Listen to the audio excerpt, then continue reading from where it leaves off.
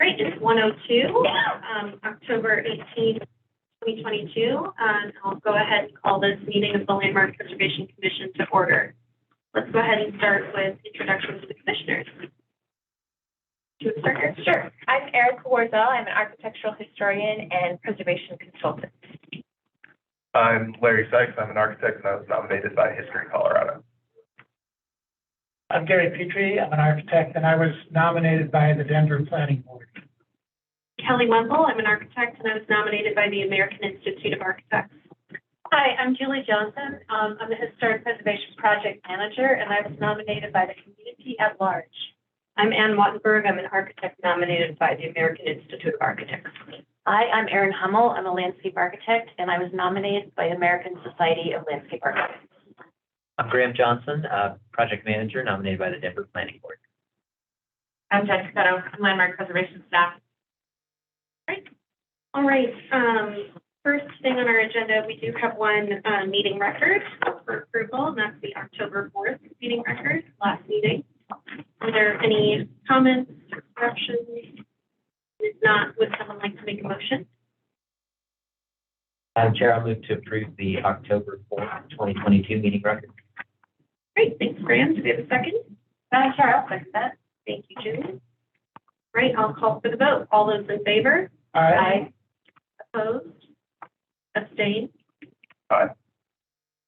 So we have, let's see, we have 8 people here today. So we have 6 who voted in favor and 2 who abstained because they were at the meeting, Larry and Erica. All right.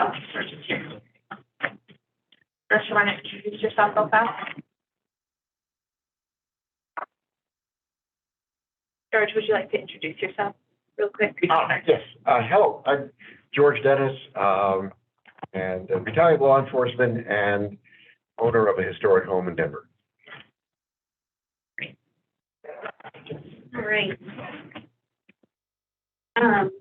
Okay, so at the beginning of every Landmark Preservation Commission meeting, we reserve some time for public comments. This is not for anything that's on our design review or hearing agenda today, but just for preservation matters in general. So if there's anyone on the line who would like to make a public comment, please, if you're joining by phone, please dial *9. That'll raise your hand. And if you're using Zoom, you can use the hand raise button at the bottom of the screen. Give me a moment. Yeah, so raise your hand now if you have any comments. No comment. Is there anyone by phone? No, just that. Okay. All right, then I won't keep mentioning that. I'll let you know if that changes. We do. Oh, here we go.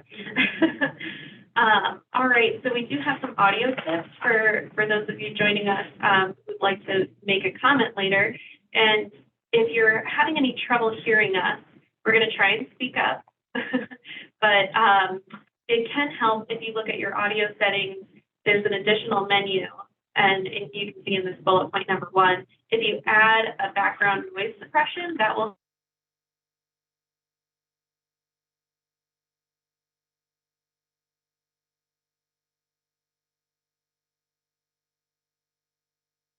to you when you register. And I forgot to put it on there. Oh, okay. Didn't go on there. Never mind. But they're right here if you need them. So next up, we have our consent agenda items. We have 3 items on consent agenda today. Are there any questions for staff or anything commissioners would like to pull out? Oh, yes. Yeah. I'd like to pull off application 2022-COA-144 17011 444. Okay. Did I say that? All right, so we'll pull Denver Union Station off of the consent agenda, and that'll be the first project you're from the design review. Is that right? Yeah, so we have a public hearing for porch demolition and then the design review for that porch. And so do we want to keep those back to back? Yeah, I would think so. So that would be the second item. Yeah. Okay. Are there any questions about the remaining two items on consent? All right, would someone like to make a motion? Madam Chair, I'll make the motion to approve consent agenda items numbers 2022-COA-445, 300 West Alameda Parkway, Red Rocks, and 2022-TAXC-11 at 1208 Pleasant Street in La Alma, Lincoln Park. Thanks, Erica. Do we have a second? Second. I think Larry. you're gonna give it to Larry. Yeah. Heard him louder.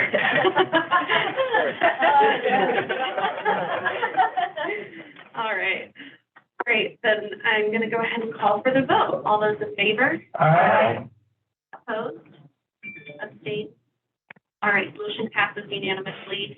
So if you are joining us for the Red Rocks application or 1208 Lapan Street, your project has been approved, and you can feel free to hop off the call if you'd like to listen in on the rest of the meeting.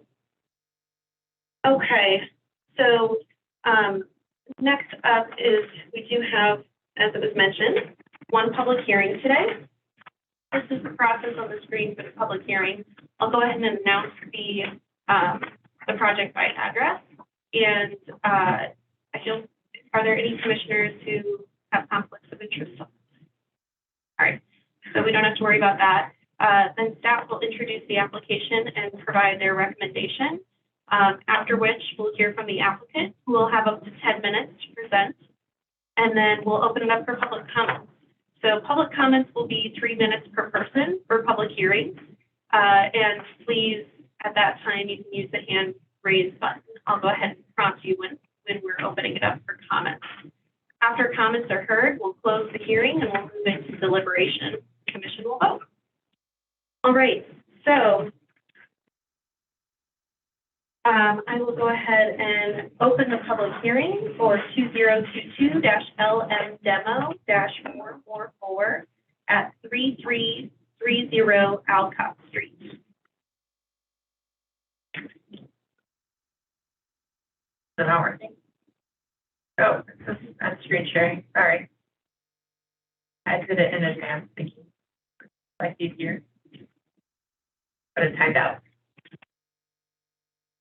So our first application is for demolition of certain front porch features of 330 Alcott Street, which is in the Potter Highlands Historic District.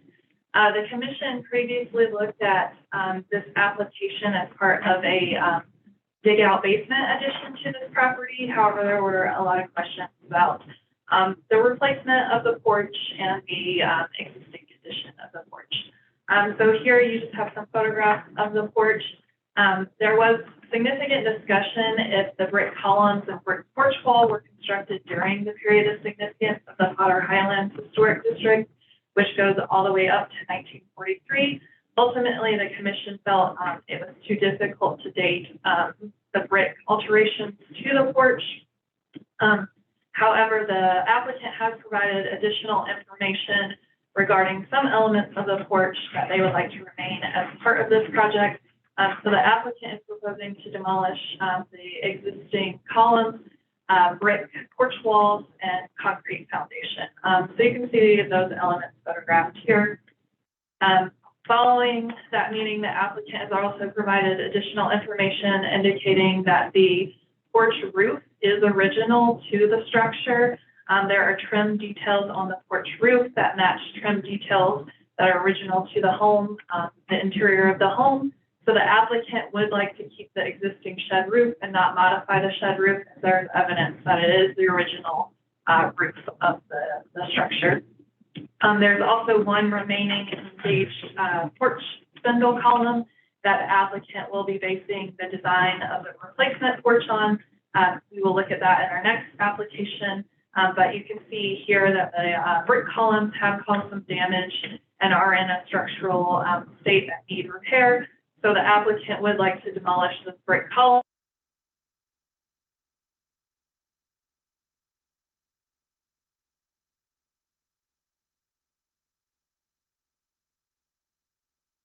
of this demolition. as the porch roof will remain, and that is the most historic element, and this one spindle column will remain. The roof has architectural detailing that does indicate that it's original to the home, and will remain.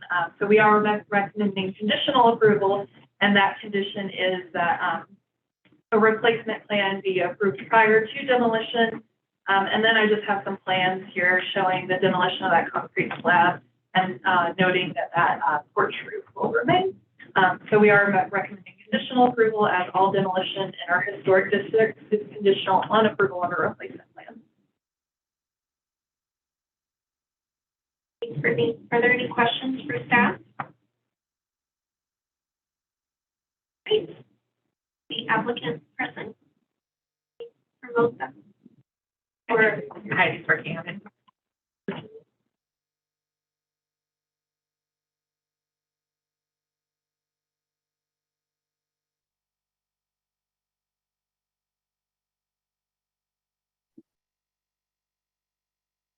That's the group. This is Alco? Different Alcott. Oh, I apologize. Yeah, it's Andrew. Yeah, it was Julie, they're the Julie Handbrake. There you go.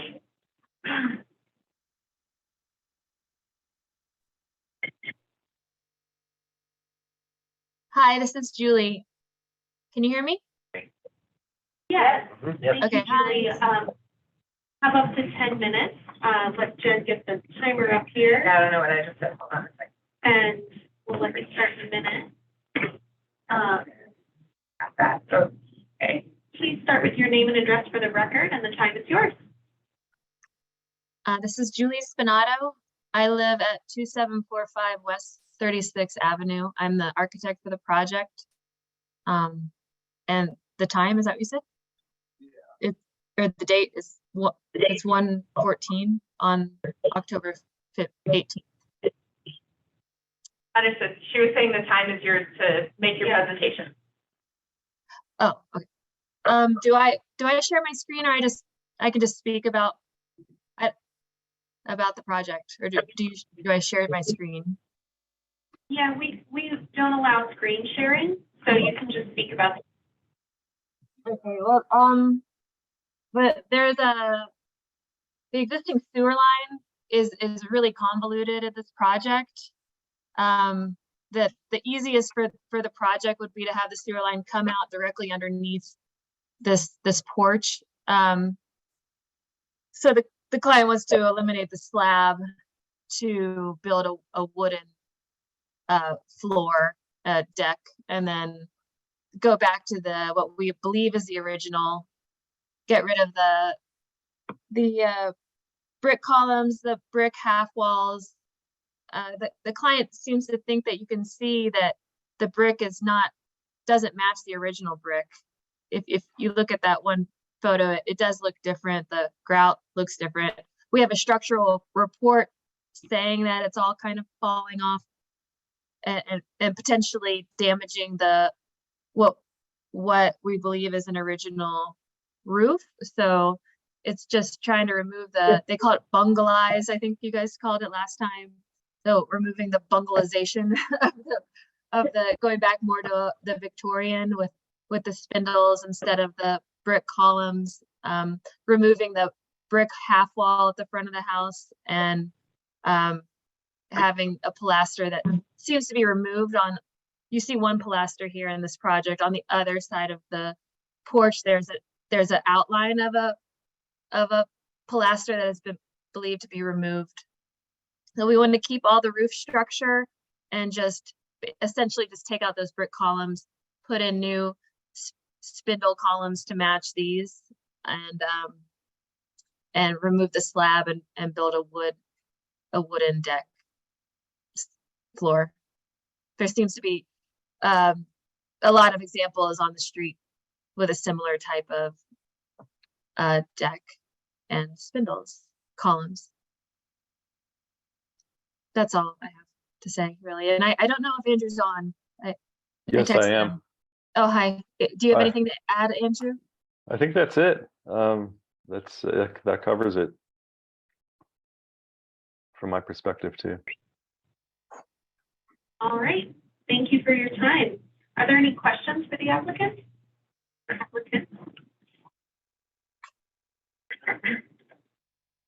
All right. Great. Thank you very much. You're welcome. Short and sweet. Are there any comments on this project? If so, please use the hand raise button at this time. Looking for people who might want to raise their hand. And I'm not seeing any.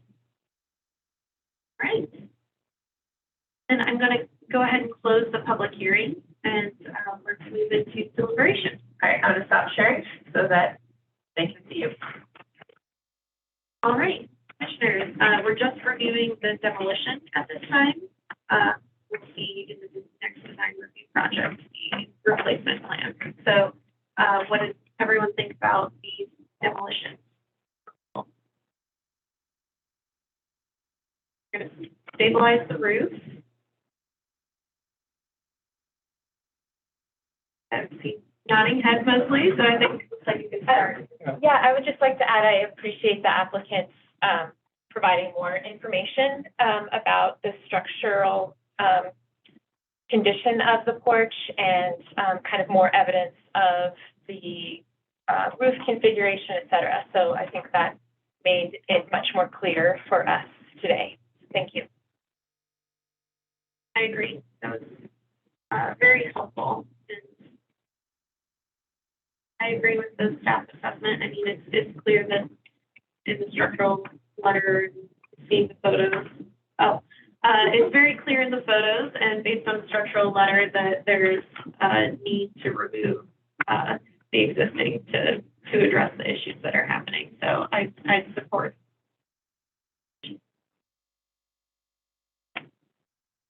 All right, it sounds like everybody's on the same page, so we'll beat around the bush. Who wants to make the motion?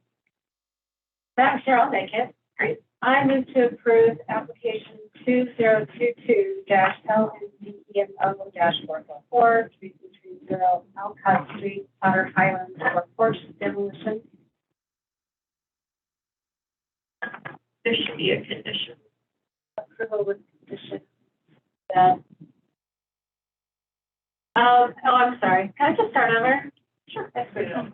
I move to conditionally approve application 2022-LMDEMO-444 for porch slab, porch column, and porch wall demolition at 3330 Alcott Street, as per design guidelines 2.24, 2.29, and 2.35, character defining features for the Potter Highlands Historic District, presented testimony, submitted documentation, and information provided in the staff report with the condition the replacement plan be approved prior to demolition.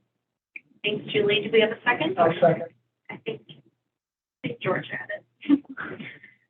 All right, thanks, George. I'll call for the vote. All those in favor? Aye. Opposed? Abstained? Great. Motion passes unanimously.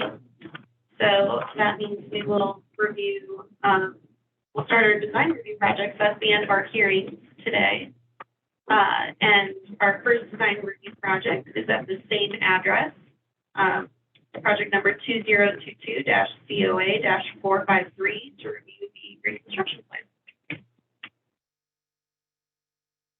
So this is a replacement plan for the porch demolition that you looked at in your photograph, for your reference.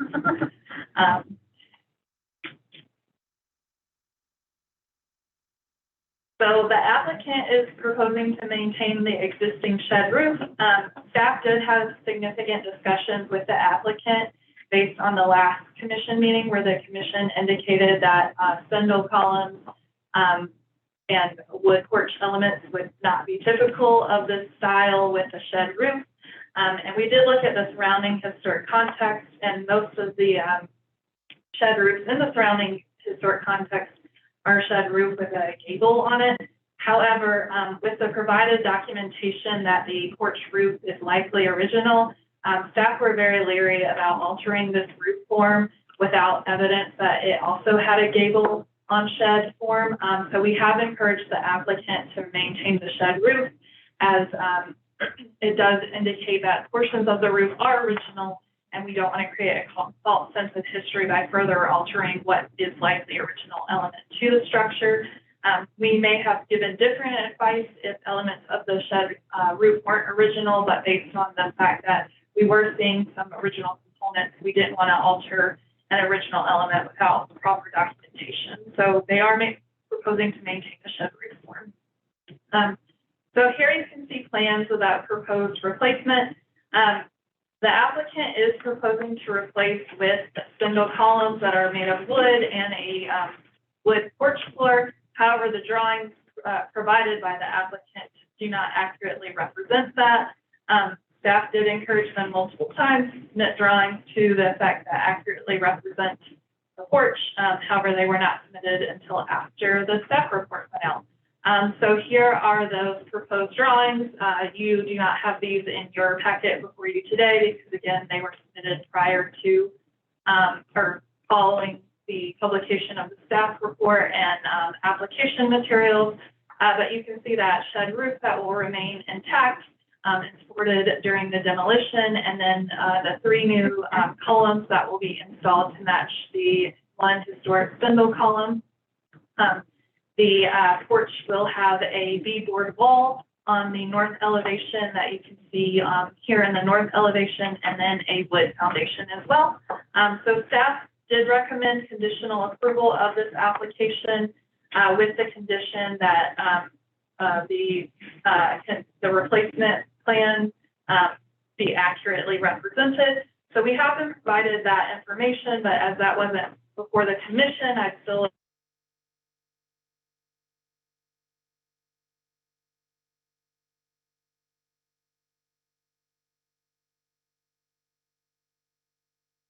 historic documentation. So again, that would spindle column, and then a false sense of history will not be created by adding additional architectural detailing to the roof by keeping that shed roof. So we are recommending conditional approval of this application.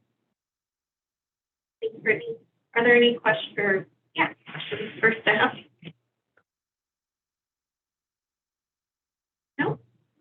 Right. We'll have the applicants rejoin us.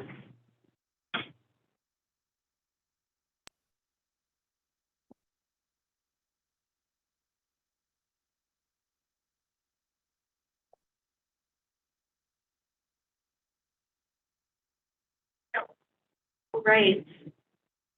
Welcome back. For the record, it's the same applicants.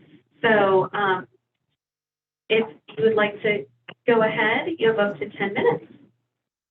I don't have anything further to add. We did submit, as Brittany said, these elevations showing the spindles. I couldn't find any in 3D in my 3D modeling, so this is what I can provide in the elevation view. If you guys do move forward with approval, just let me know if I need to resubmit or that process. And that's all I have to say. I don't know, Andrew, if you have anything else to say. I'd just like to say we agree with staff as far as keeping the shed roof and not trying to alter it back to having a peak. Although 2 kind of sister houses down the street do have peaks, we're completely fine with keeping it just as this shed.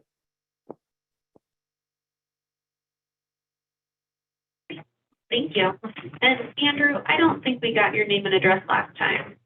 Oh, Could you- Andrew Vermouth, 3330 Alcott Street, Denver, 80211. All right, are there any questions for the applicants? I have a question. Could you clarify what is being proposed on either would be the north side and the south side of the porch? Unless I've heard it wrong, I think you're proposing spindles on a rail on one side and beadboard on the other side. Did I hear that right? No, on the north side is a half wall with a beadboard to match the detailing on the roof, And that'll just have a cap, like a handrail wooden cap. And then on the other side, you can see in the site plan, that's where we step down onto the sidewalks. So and on the front, it's only about an 18-inch at the most from grade to the porch. So there'll be nothing on the Okay. west side or on the south side. What you're Okay, thank seeing you. there on the south elevation is the beadboard half wall beyond.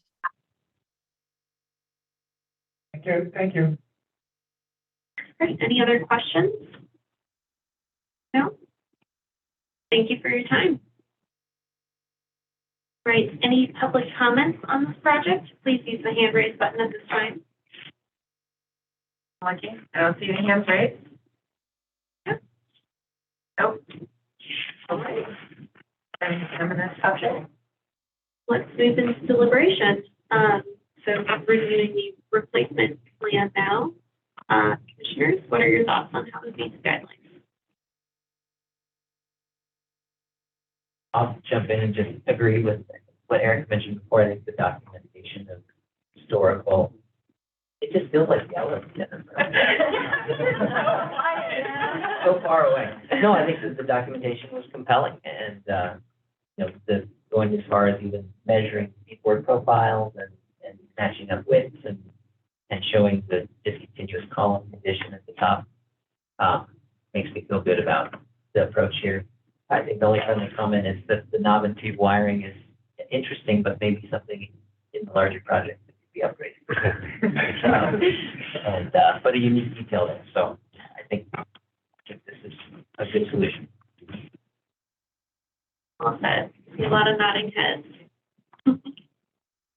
I would also just like to thank staff too for just kind of guiding the applicant through the process and that discussion of putting a gable on the shed roof or not. I think that's the right choice of kind of leaving it as simple as can be with known documented elements restored back to it. So I think that is the right approach, and I agree with the staff report. Great. All right. Well, if we're all in agreement, then who would like to make this motion? Madam Chair, I will move to conditionally approve application number 2022-COA-453 for the porch reconstruction at 3330 Alcott Street for design guidelines 2.35 and 2.36. Character defining features for the Potter Highlands Historic District, presented testimony, submitted documentation, and information provided in the staff report with the condition that an updated elevation drawing be provided showing the column details. Thanks, Graham. Do we have a second? I'll second. Thanks, Erica. And before I call for the vote, I just want to confirm, because the applicant did ask whether they needed to submit additional materials. So Brittany, it's my understanding that what they submitted works to meet this condition. It's just that's not part of our packet, so we cannot approve that today. So just to make it clear to the applicant that what you've provided should suffice for meeting that condition. We just can't give you approval without having that condition. So, play that. Any other discussion on the motion? All right, I'll call for the vote. All those in favor? Aye. Opposed? Same. All right, the motion passes unanimously. And I see that the applicant raised their hand. We can't come back to you at this time, but you can reach out to staff to discuss next steps. Right. So next up on our agenda, we're actually going to see the project that was pulled off the consent agenda. So that is 2022-COA-444 at 1701 Winfield Street, which is Union Station. So our next application is for a window to door alteration at Denver Union Station, which is an individual Denver landmark.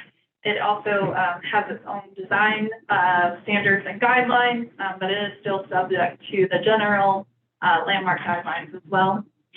So the applicant is proposing to alter a window on the south elevation of the main building, from a window into a Dutch door that will allow for direct access to the tenant that is in that space. Currently, the tenant access is through the main interior space, or this door that you see that I guess would be on the middle. That is a separate tenant. It's a coffee tenant, so the milk bar, ice creamery has to be accessed through a coffee tenant space currently. It doesn't have direct access onto the plaza or into the main terminal hall. So the existing window, which you can see here, will be cut down into a Dutch double door, and that is to allow for serving counter space into the plaza, and then also, accessible.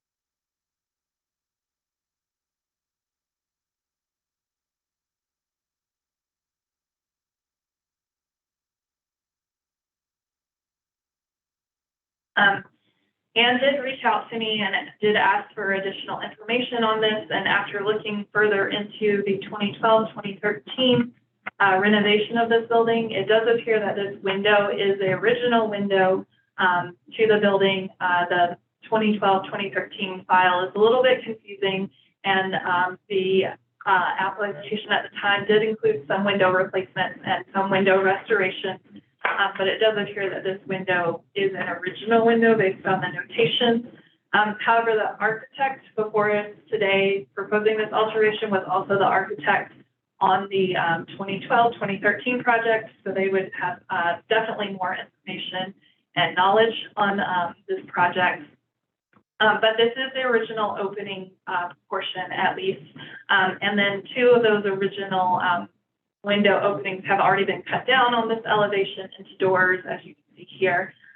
So it's just proposed to be a wood door similar to the adjacent, similar transom and design as proposed. Staff did recommend approval of this project as the Union Station guidelines do encourage connection to the pedestrian plaza and each tenant having access onto the street or plaza. So the Union Station guidelines do encourage that. And then our guidelines state that you shouldn't alter a original window opening to accommodate a door. However, flexibility is given on secondary facades, and staff did view this as a secondary facade as it's not the primary Wynkoop Street facing facade. It is the south facade of the main terminal. However, Union Station is a very complicated building because it really has no backside, so to speak. All the facades do front onto public spaces or streets.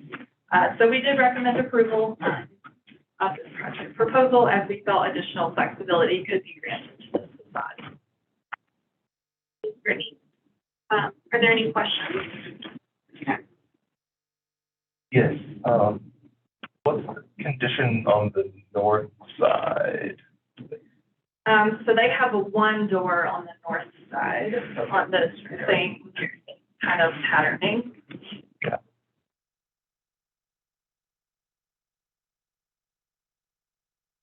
I have a question.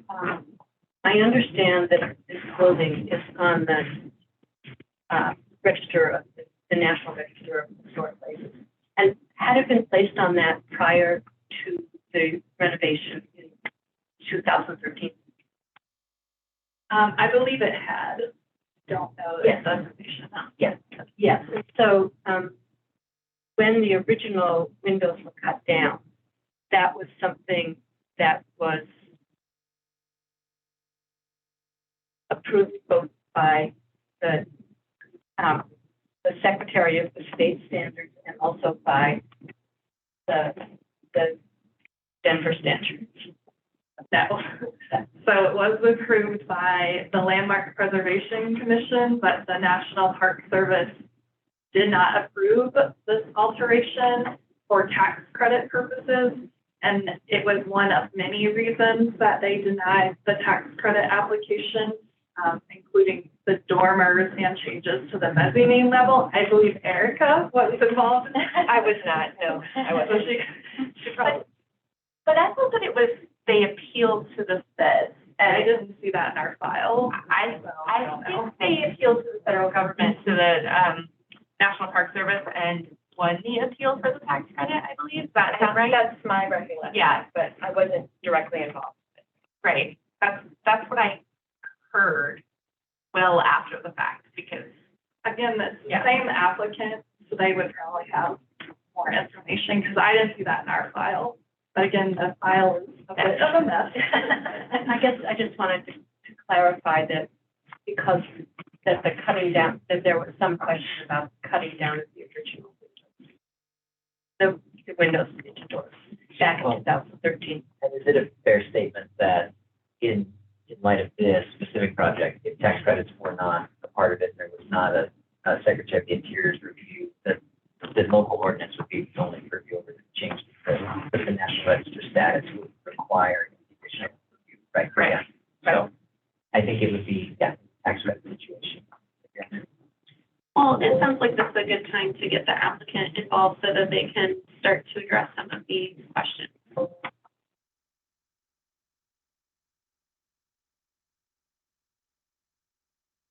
the gentleman has his hand raised, or there's a few people who have their hands raised, but, I think they are from the architecture firm. Bill and Leah. So Leah is from the firm.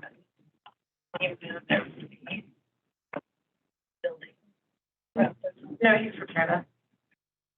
And, Walter is on here too, Walter Eisenberg.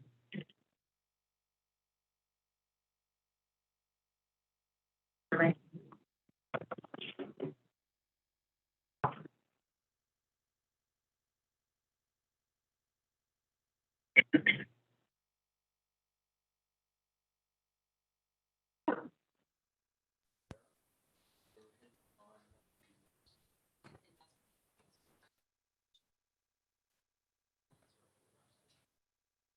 Not yet, I don't know. Oh, Bill's still up there. Why? Because we're getting spotty internet, Oh, so it also Yeah, might. I got, this is Walter, and I've got really bad internet. But if you can hear me, we received National Park Service and Department of Interior approval for the full Hold on a second. 20% credit. Walter, please wait a second. So if you could start with your name and address, anyone who's speaking during these 10 minutes, if you could start with your name. And then Yeah, you have up to the. Okay. Walter Eisenberg, 2423 East Exposition, Denver. And I've got really bad internet connection, but we received full approval from the Department of the Interior and received the 20% credit for what was delivered. So what you see today.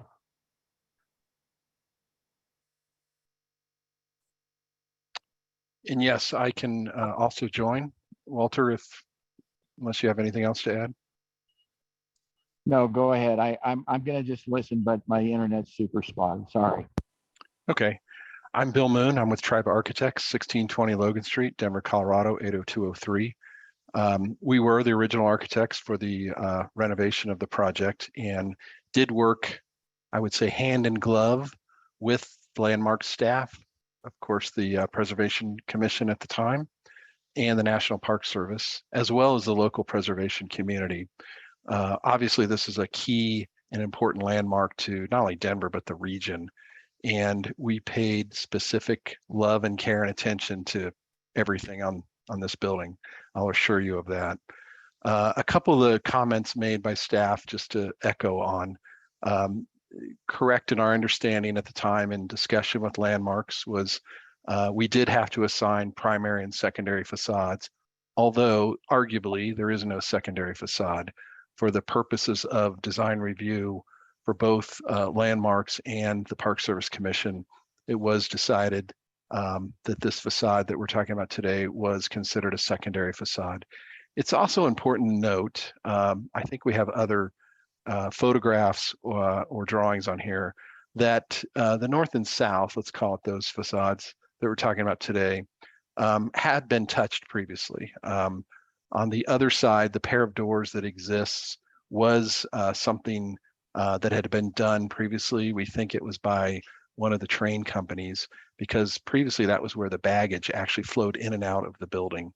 We borrowed the detailing from that opening when we did the new openings here on this facade, excuse me, which the drawings show existing condition with the window and then the new proposed door. So we are basically proposing this new opening to match exactly the pair of doors adjacent, which were constructed to match the existing window mullions and dimensions and detailing.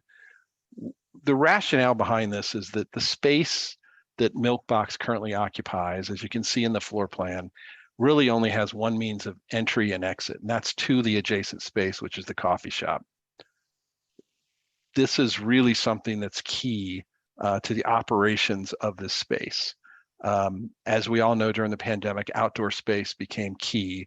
And at the time this building was opened, the plaza out front was brand new to the citizens of Denver. As you may know, the large water features right outside our front door, and really looking at how to create a better pedestrian experience to and from the space is really something that's needed. The Milkbox itself is now completely dependent on the coffee shop. It cannot operate individual hours, which is something that might be desired. We also don't have outdoor space for this space. So this would allow us to extend that outdoor patio and enjoy the plaza that's right out there. It really also creates a transparency. One of the challenges of this space is the windows are extraordinarily high because of the granite base. You really don't know what's going on inside the space. And if you're inside the space, you really don't have a connection to the outside of the space. Thus the idea of the pair of doors to be installed where the windows were. The other idea that would happen historically was this was a support space for the function of the train station. And as we all know, this is a highly public building. And its purpose is to connect people to transit, from transit, but also the food and beverage businesses that are going on here, as well as the new hotel. And the concept of this building and this space for the Great Hall was it's Denver's living room. And I think arguably we can say that that has started to transpire here with the amount of people coming and going in and out of this building every day. More openings are a necessity. I'm happy to answer any other questions you might have, but I can confirm that we did meet and work directly with the National Park Service, meeting all standards that were required. We had multiple meetings with the Landmarks Commission at the time, had lots of interaction, especially if some of you might recall at the new dormers that were installed on the roof level, and enjoyed, I think, a great partnership with both the Park Service and the Landmarks Commission. And we're hopeful we can continue that legacy moving forward. Thank you. Thanks, Bill. Are there any questions for the applicants? I think that addressed the taxpayer question for you, Park Service. Okay. All right, it looks like we don't have any other questions. Thank you for your time. Is there anyone on the line who would like to make a public comment on this project? If so, please use the hand raise button at this time. Just looking real fast. We have one hand raised. So Ferdinand, you are welcome to talk, but just give me a sec so that I can set the timer. Okay, ready when you are. I'm ready. Oh, there we go. Oh. Great, please start with your name and address. My name is Ferdinand Bells. I live at 2335 Glencoe in Denver. I am a partner in the Union Station Alliance. We have a master with RTD on the property. Also, the hello. Hold on. Sorry. So is that part of the application? Yeah, but they had 4 minutes and 45 seconds left roughly, so. Okay, so, since you're part of the applicant team and the applicants didn't use all of their time, we'll go ahead and let you make your 2 minutes of comments, but, you could have done that as part of the applicant group. Oh, So, okay. Let me go to this one instead. There we go. all right, go ahead. Thank you. Okay, sorry, I didn't realize the process. Ferdinand Bells, 2335 Glencoe in Denver. I'm also a partner in Union Station Alliance, the entity that has a master lease with RTD on the property. And I'm also one of the asset managers. I just wanted to thank you all for your time that's provided and the effort of staff to review this.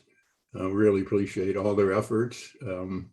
I think Bill Moon explained the concept behind it, and we just believe it's a great positive addition. It will provide access out to the plaza, and as Bill mentioned, the fountain gets busy in the summer, and all the kids that show there love ice cream, and it just make it much more accessible.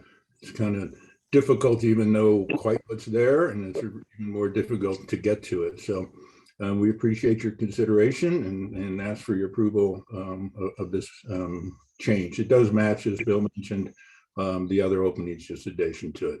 So thank you. Thank you. Great. Are there any public comments on this project? Please use the hand raise button at this time. I'm not seeing any hands raised, no. Okay. We do have someone by phone, so you know. Oh, okay. If you're joining us by phone, you can dial *9, and that will raise your hand. So anytime we're reaching out about comments, if you'd like to make one, dial *9. All right. Since we've heard from everyone, let's move into deliberation unless there's any recap. We did receive a few public comments in support of this project. I have forwarded those to the commissioners. Thank you. All right. Commission, what did you think about the project? Needs guidelines. And Anne, do you want to start? Maybe I'll start off. This is a great building, and it's a fantastic renovation, and it's a wonderful civic asset. I think the thing that concerns me about this opening is that it sets a precedent for us, because the owner is very persuasive that there needs to be, the building needs to be more, open and transparent and so forth. But that's actually not our purpose. And so I'm concerned about this particular opening because I think it sets the precedent that in the future, other sections of this building will require openings, and we will have approved each one. And also I have to say that sheet 43, which is the elevation sheet, is very persuasive on what a symmetrical building it is. And I think it's a little bit confusing because one realizes when you look at the historic photograph that originally this was 4 windows and it was symmetrical in that way. And then when the restoration happened or the 2 doors were set down, it was still symmetrical, but actually what's in the middle is not historic at all. And so I just have concerns, and I wanted to hear from the other commissioners what they think about this. Anyone else have concerns about setting precedent for the asymmetry in the tree? Okay, I just asked if any other commissioners have concerns about the asymmetry this would create, or the other precedent. Thank you. Well, I'll say that as soon as Anne indicated that she wanted to pull something off consent agenda, I had a pretty good inkling of what it was and for what reason. So I certainly understand both the concerns about asymmetry and precedent. When it comes to precedent, I think that's kind of already been set. Both on this facade, yes, it's been symmetrical thus far, but on the other side of the building, it's not symmetrical as far as doors and openings go. And so I guess in the grand scheme of things, while I appreciate your concerns and don't want to see things whittled away on this building, I, at the same time, feel that overall, it can still meet the design guidelines, especially it's, being maintained in the same opening. I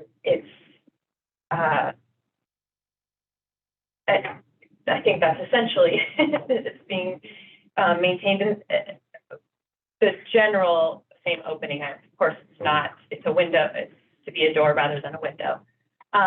So I guess I still think I'm in support of this application as it is, but I do understand and appreciate your concern about the whittling away of these things, and especially if it's kind of years in between, kind of that lack of one person or one group of people seeing it over time, and that these have been compromises that have been made. So those are my thoughts. Yeah. I think I share the concern. I mean, I think this building is massive enough, and given the changes that have already occurred, it can tolerate this change. Although I am concerned, and I think I would express that whoever is involved with future changes to this building, be very cautious about how those future changes or proposed changes will affect the overall integrity of the whole.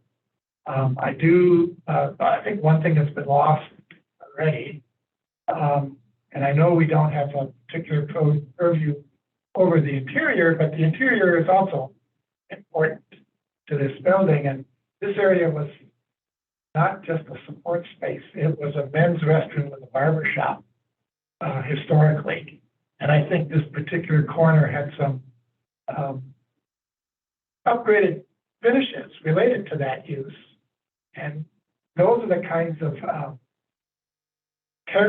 interior character that I think not only this change, but any future change proposed needs to be very respectful to maintain the sort of legacy of the history of use.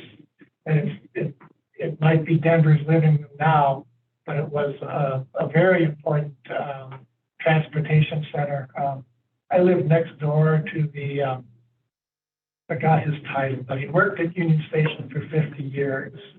And there was a time that there were 67 passenger trains a day. This would have been in the 40s, going through Union Station. And just to kind of maintain the idea of how important the structure was, not only to Denver's future, but how it presents the legacy of Denver's past, is important when it comes to advocating for minor changes to the building. Graham, did you have something you wanted to comment? I was going to piggyback on what Erica said, but I think she summed it up well. So. I think the only thing that saves the concept is we're not making a new opening. We're making an opening that is a window into a door, but when does Union Station stop being the Union Station that it was?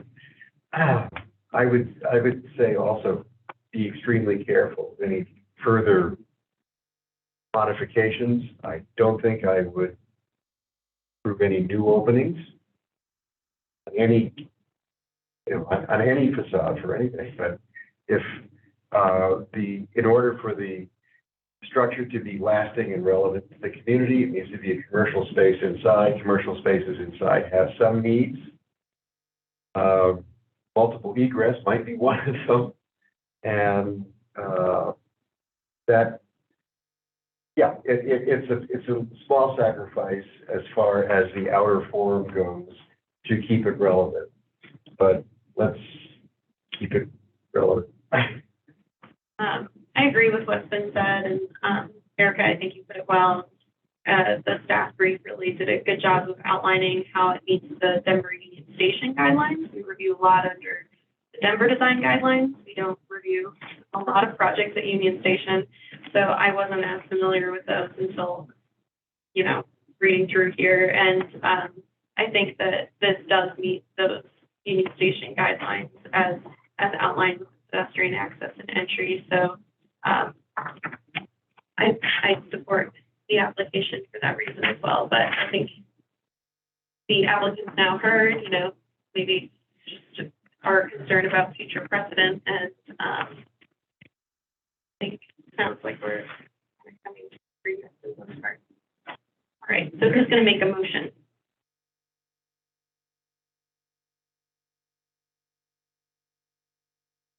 Motion. All right, thanks, Sam. Okay, I move, Madam Chair, I move to approve application number 2022-COA-444-1701 Wine Coop Street, Denver Union Station. Great, thanks, Sam. Oh, there's more to, yeah, you need a second. Oh, Second. Thanks, Erica. Do we need to Like have a friendly amendment for reference to design standards 2.5.3.1 for the Denver Union Station. 2.14, character defining feature for Union Station, presented testimony, submitted documentation, and information in the staff report. Thanks, Grant. Do you accept that? thank you, yes. And Erica? Yes. Great. All right. There's no further discussion on the motion. I'll call for the vote. All those in favor? Aye. Opposed? Abstain? All right.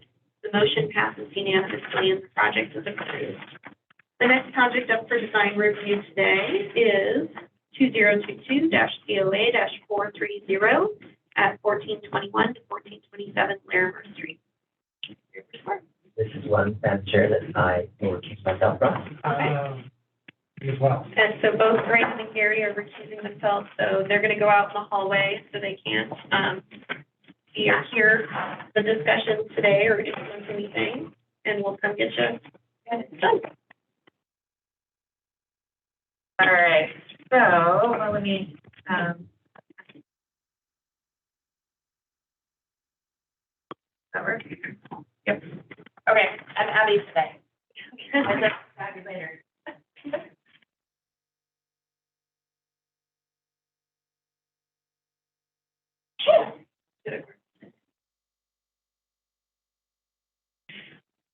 You think I can? No, it's really just because I.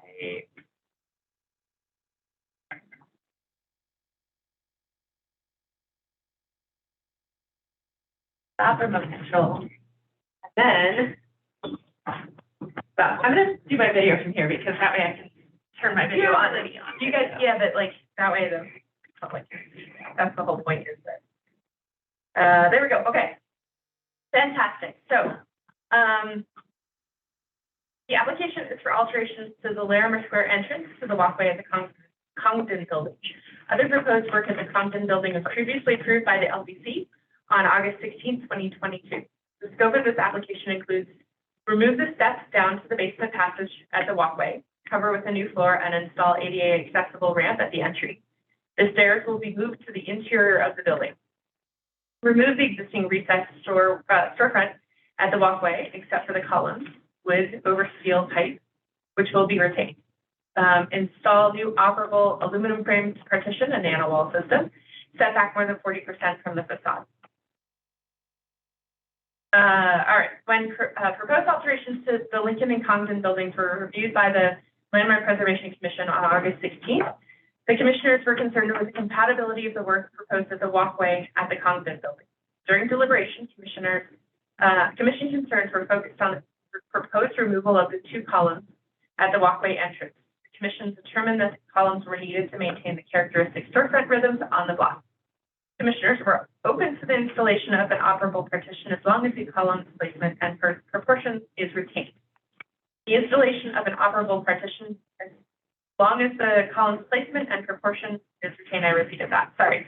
The only concern expressed with the partition wall was the visual obstruction of the partition when folded open.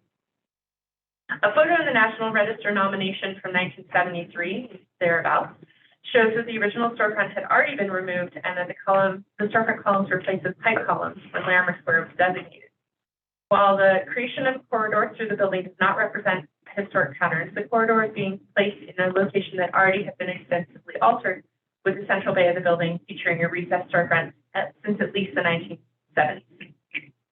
Staff finds that the applicant has successfully addressed commission concerns in this application.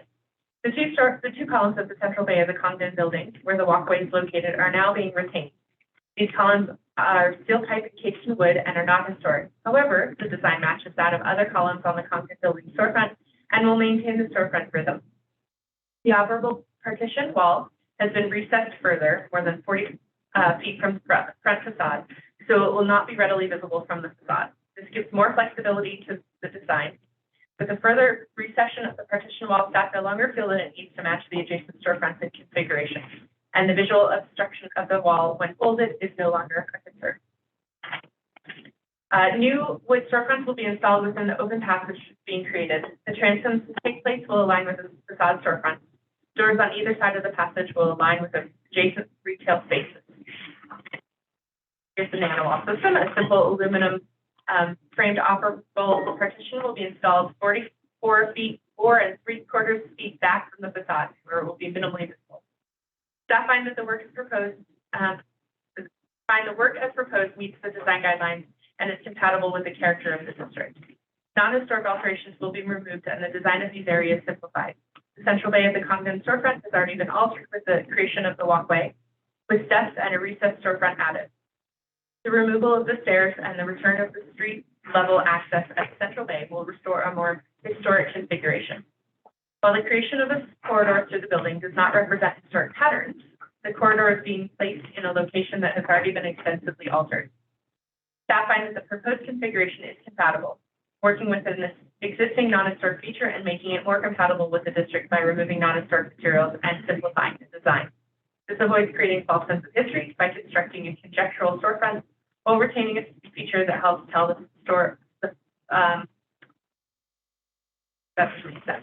tell the evolution of Larimer Square in the mid-20th century. And that is it. Great, thanks. Are there any questions for staff? All right. We get the oh, that's it. And I'm going to actually make this to you. There we go. Hold on a second. I gotta get turn my video off, and I gotta do this thing. She's got the timer up. You can go ahead and start reviewing the rest of the record. There you go. Ready when you are. Oh, not up. Hold on. Go. I will figure this out. Now it's up. Okay, thank you. Lee Starrett, Perkins and Will, address is 1047 Steel Street. I'll keep this short. I think that the staff review highlights exactly what we're trying to accomplish with this revisit. Obviously, coming in without having the columns in the original proposal caused some concern, and we feel like retaining those exactly the way they are is a reasonable approach to keep the rhythm along the facade and really retain the integrity of what that means. Certainly, by being able to introduce this new walkway back, we can introduce ADA accessibility, both to the retail components on either side, and then also to be able to access back to the rest. So we think that that's a positive with this approach. I don't know that I have a lot else that we need to add to that. Thanks again to staff for allowing us a chance to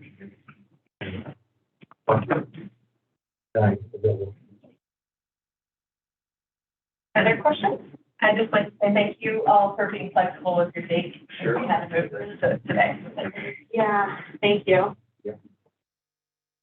Any questions for the applicant? I just had one, and I apologize if I missed it in the drawings.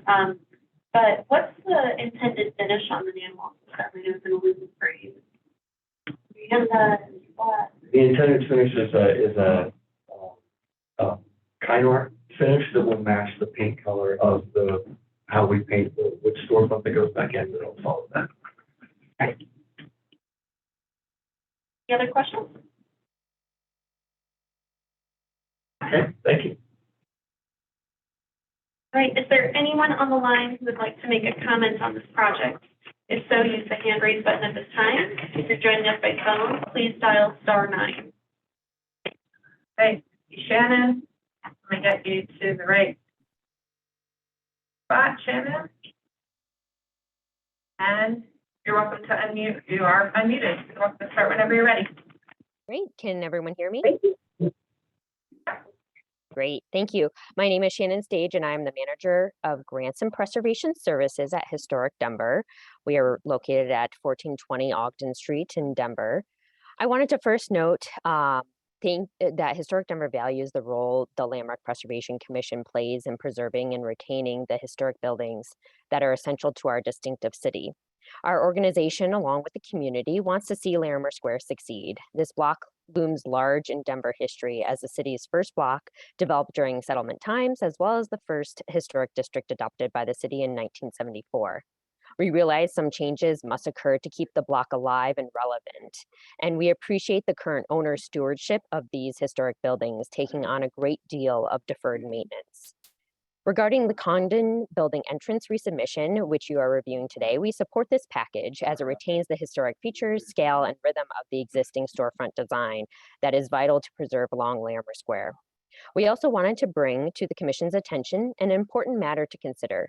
We realize the Commission has approved on 8/16 the removal of the Kettle Arcade features, including the mural and barrel vault ceiling.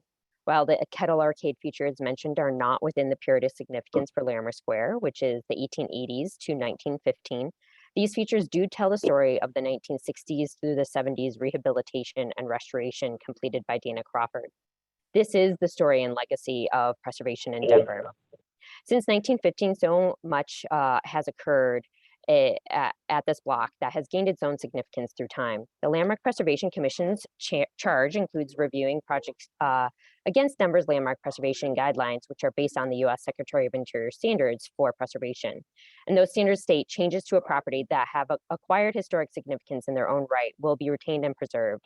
These standards provide more flexibility in interpretation. Larimer Square is just one important example of what we are talking about, and we urge the Commission and the city to consider how landmarks and districts are reviewed, considering changes over time, including the period of significance to their consideration. Thank you so much. Right. Any other public comments? I don't see any other hands raised now. Okay. And so Shannon raised, the issue of which we did talk about the last time that we reviewed Larimer Square, changes over time, accruing significance. And I think what we landed on was that was outside of the period of significance, as she had mentioned. I don't know if there's anything worth mentioning. We don't have purview to adjust the period of significance without an application for it, right? Correct. Yeah. Yeah. I mean, we can. It all would go through an ordinance process to change the period of significance. Okay. But that has not been requested officially, nor is it before you all today. All right. And does that request happen similar to designation, where it's either by the owner or by? I don't know. Does it have to be by the owner, or does it? I don't know. We can get back to you on that. Curious. So, all right. We don't have any other public comments, then let's move into deliberation. What did the commissioners think about the package in front of us? I'll go ahead and jump in. I think it's, appreciate the flexibility of our concerns about the rhythm of storefront along Larimer. And appreciate the applicants for adjusting their plans for that. Yeah, I remember the lengthy discussion that we had when this first came up, and I'm very pleased to see how the recommendations of the commission were modeled and on the Larimer Square. I mean, it's fine. Yeah, and I'll just say that I'm very glad to see those columns retained. I know they're not historic, but they clearly replace the historic columns that were there originally. So I think it's important that those were kept. I think ultimately the corresponding design as far as pushing back the partition wall and how it folds up, it just works better too, as far as how it's fitting into the historic building. So I think all of these make it a successful application, and I support it. Well said, and I was also happy to hear that the finish of that man wall, even though it is so far back, would be kind of consistent with what's seen at the rest of the building. I do wonder, since that is an integral color, since it's pre-finished, if we want to make a condition on that, or the comment that was made is enough. If anybody else has concerns about finish color. It sounds like we're good without it being a condition. I just thought I'd bring it up. I didn't see it in the documentation, but happy to hear that color will be consistent with the building. All right. I'll make the motion. Great, Chair. I move to approve, just making sure I have the right one. I move to approve application number 2022-COA-430 for the storefront alterations at 1421 through 1427 Larimer Street, as per design guidelines 2.13, 2.30, 2.40, and 2.41. Character defining features for the Larimer Square Historic District, presents testimony, submitted documentation, and information provided in the staff report. Thanks, Erica. Thanks, George. All right, I'll call for the vote. All those in favor? Aye. Opposed? Abstained? All right. The motion passes unanimously and the project is approved. Good luck. And Jen is going to get Graham and Terry for two. We're done. Too bad. Too bad. Good, we're not done talking.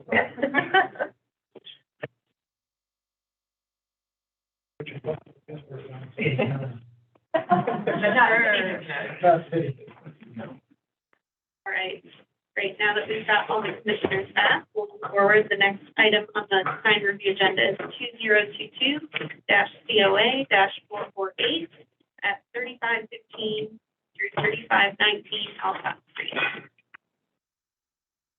Great. Now I can grab a cross.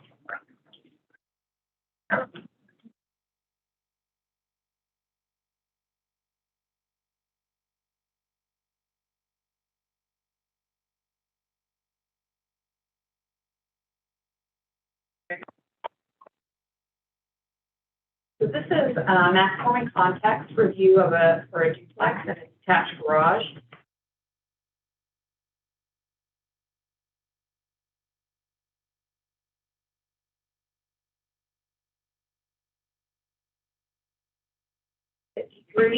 The applicant will be requesting to demolish a non-contributing structure to construct a new duplex structure. The demolition application for this property will be placed on a future agenda.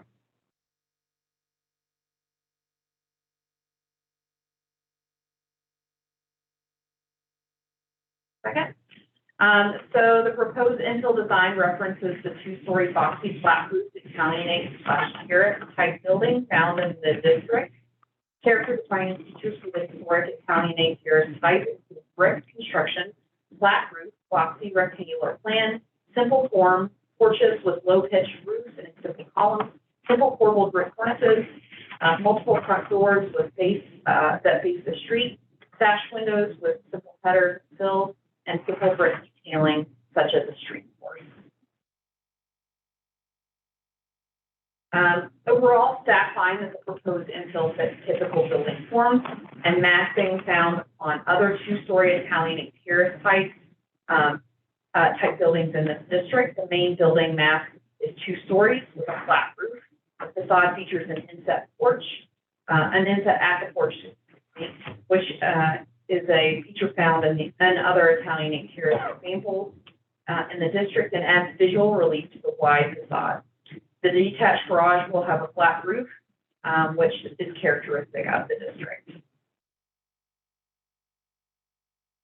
The proposed infill features a front setback aligned with other properties on the block. Side setback will be 5 feet. This fits within typical block patterns, which are varied, with some properties centered on the lot with large side setbacks. Some properties offset on the lot to create large side yards, and other properties with minimal side setbacks. The proposed infill will be is 51 feet wide, which is wider than other historic buildings on the block. Typical widths of the block range from 24 to 30 feet. In order to reduce the visual weight of the infill, the width of the facade has been reduced to 46 feet for the first 12 feet.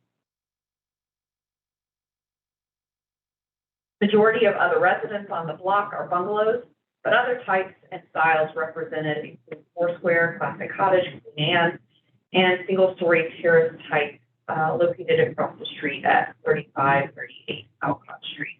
The height is compatible with other two-story buildings on the block.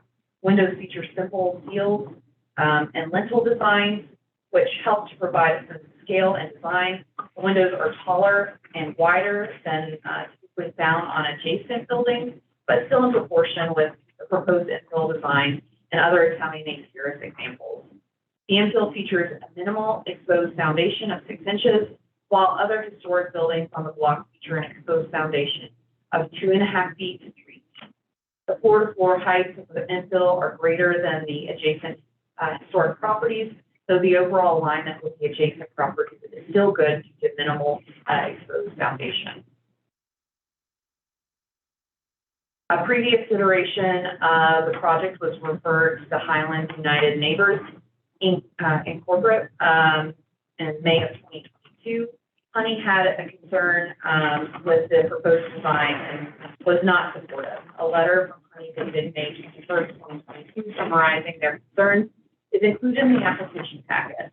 The applicant has revised the duplex design based on feedback from the R&O and Landmark staff, so many of the comments in the letter are no longer applicable. However, Honey expressed concern that the duplex and garage are oversized and overscaled within the compared neighboring structures. The duplex and garage are oversized and overscaled when compared to neighboring. The overall mass and design has not significantly changed since that previous iteration. Honey also expressed concerns with the number and type of materials proposed, though these will not be considered until phase 2 design detail review. Staff is recommending approval of mass form and contact application. The mass and form of the proposed infill reflects district patterns and design, and the design is neutral. The building form draws directly from other two-story Italian exterior types in the district with simplified details that allow it to be recognizable as a modern structure.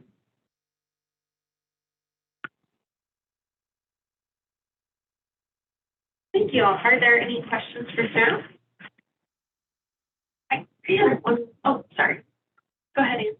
Might be the same question.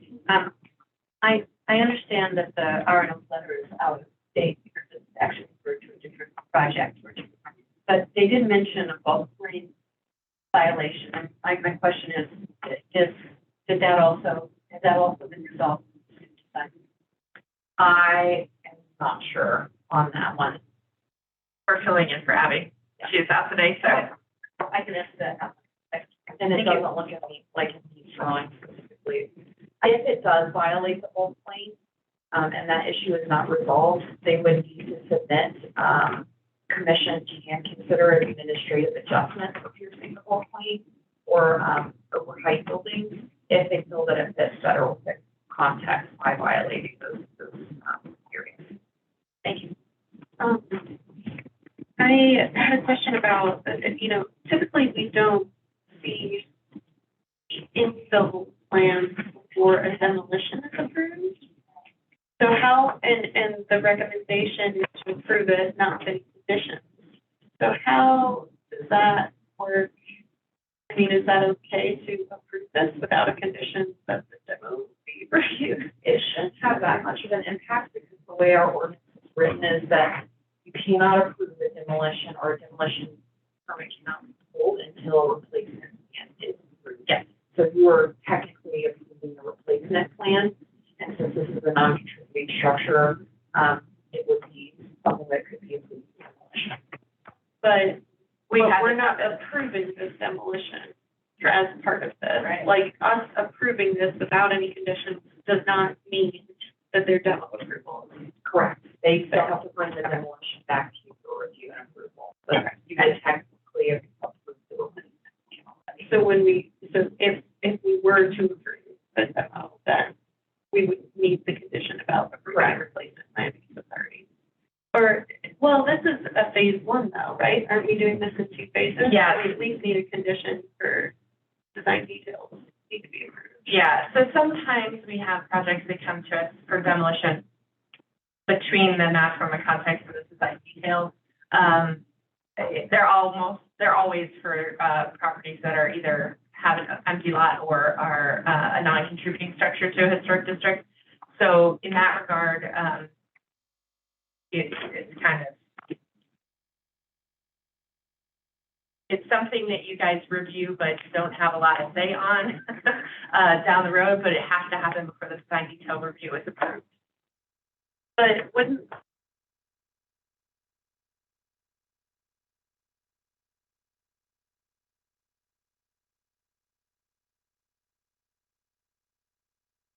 To do it, an approval for master form of context. okay, yeah, no worries.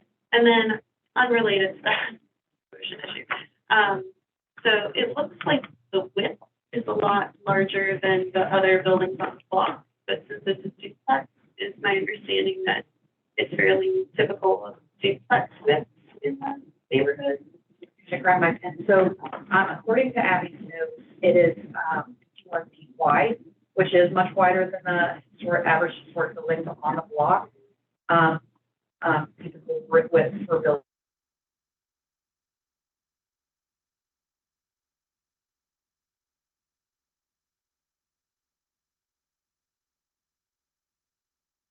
In the first level of the building to 46 feet to kind of just reduce the overall impact of the width of the building.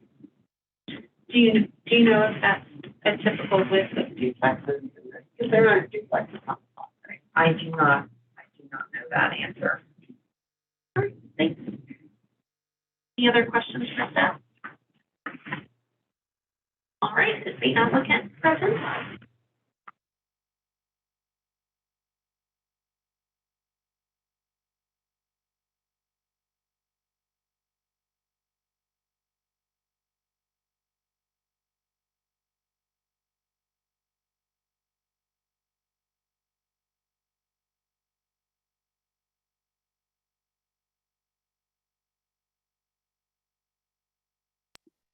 That's really stable today.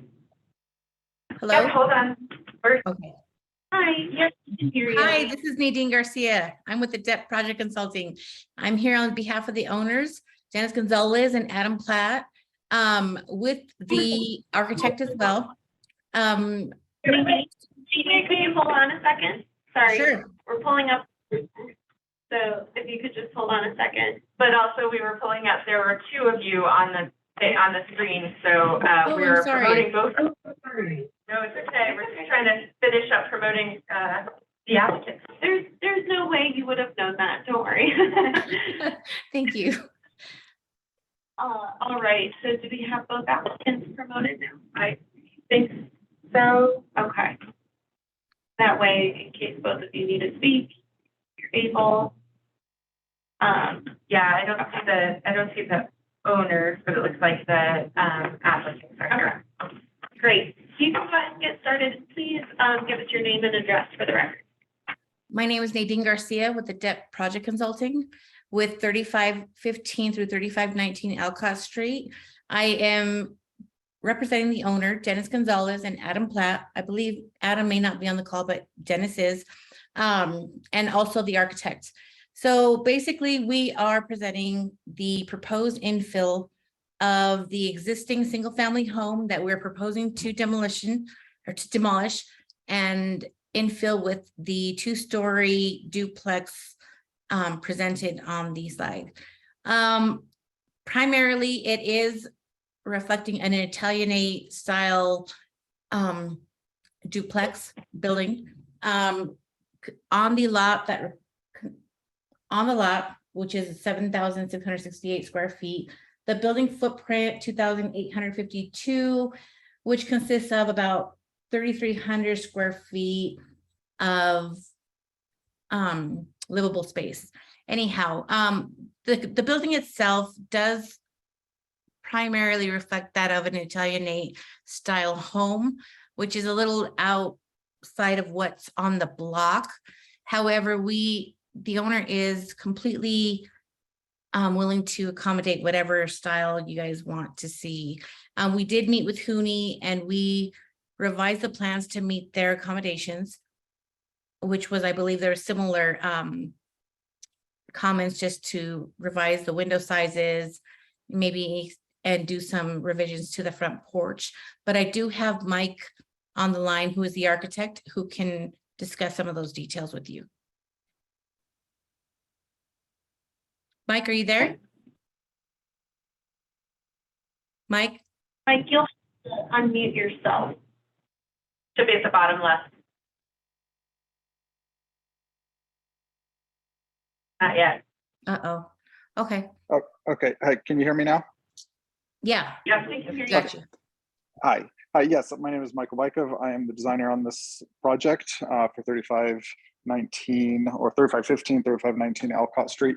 Yeah, like Nadine said, it's a Italianate style. The comments that some people were addressing previously as far as the bulk plane goes, that was from the previous design when it was a sloped roof where it was protruding on the bulk plane. Now that it's an Italianate style, it's different restrictions for that. So we go down to the 25-foot height limit without the bulk plane on the sides for that boxy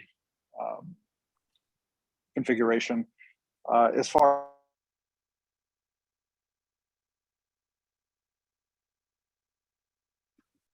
You cut it. Oh, it looks like you're back on Yeah, mute. I kept getting out with you guys too, like Sorry. it's really spotty. Sorry, I think I may have tapped it on accident. I'm doing this on my phone, so sorry about that. Anyway, as far as size goes, it does conform with other duplexes in the neighborhood, but there are no other duplexes on that block to compare to, unfortunately. So hopefully we'll be the first for that. And yeah, other than that, as far as the materials go, we simplified those, especially in the front. We had more metal paneling in the front prior. Now it's all primarily brick with some stucco in the back where it's non-visible, but we don't have any reservations to change that to brick as well.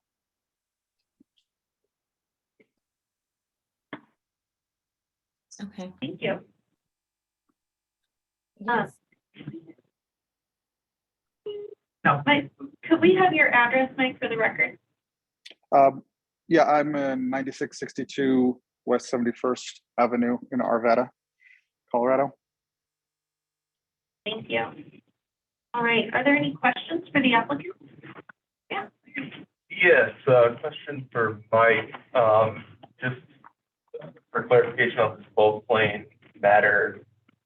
So you're saying that the requirements do allow for a flat roof building to not have any bulk plane requirements, is that correct?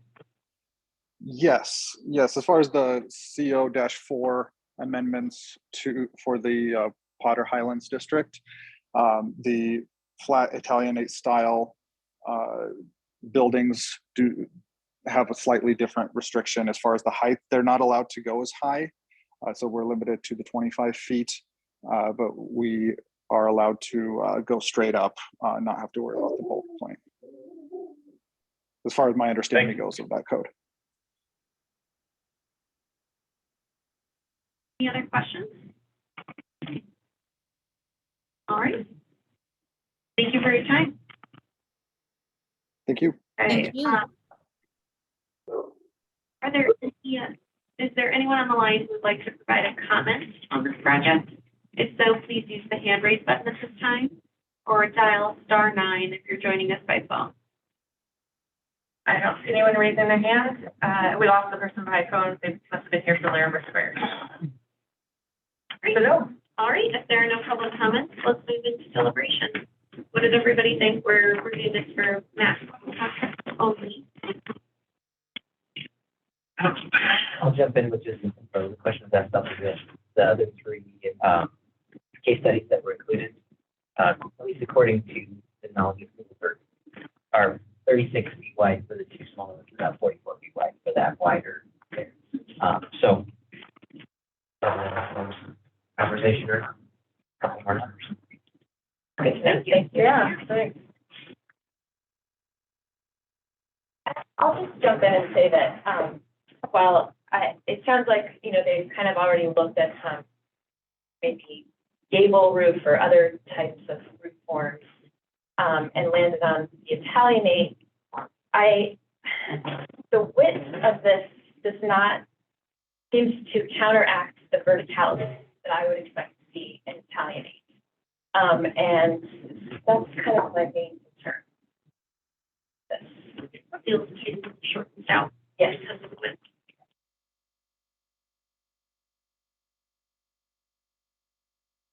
What did everybody else think about the proportion?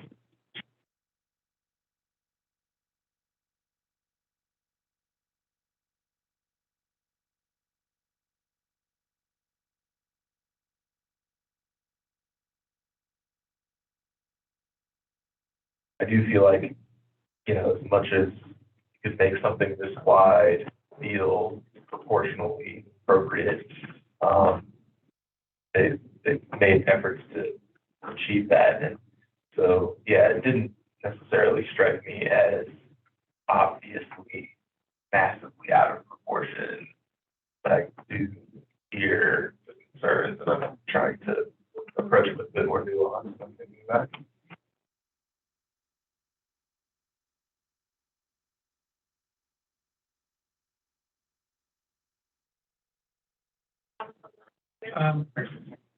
Well, I was looking at some of the comparables, and there's a terrace style building, I think a 3600 block of Zunai, that sort of follows the same kind of proportions.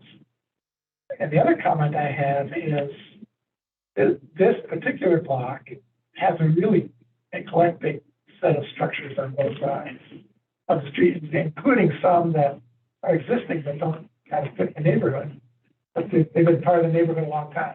So the idea that there's a consistent or a kind of a typical variety of styles on this block does not seem to hold. And I think that would tend to support, from my perspective, that this building fits in with the other kind of wide variety of building facades. I think the detail phase is going to be, the challenge there is to kind of reassert the character of the style that's been chosen, the verticality. I think that's well said. I was kind of on the fence myself about this. And that's why I was asking staff about the questions with the width. But it is a little deceiving when you're looking at the elevation versus the perspective. The step back from the 46 foot width to the 51, it does help a lot when you're looking at it at a perspective view. So I think maybe it does work. It does seem fairly close to the 3609, 3611 CD Street example that they showed. So I don't know. I think it's like flirting with being too much, but it is new construction, and it seems they have shown some existing or similar forms in the neighborhood. So I think I'm leaning more towards the staff recommendation that it does fit within the context. No, Chair, I agree. I especially with your comment about how this is construction, I appreciate what you're saying about not looking like Italianate, but I guess we don't really want it to look like exactly like Italianate if it isn't. So maybe we could call it Italianate inspired. I think as far as, I do think it meets the guidelines. as I look over them. I think it meets the guidelines. I also agree with Gary with the details. I think that's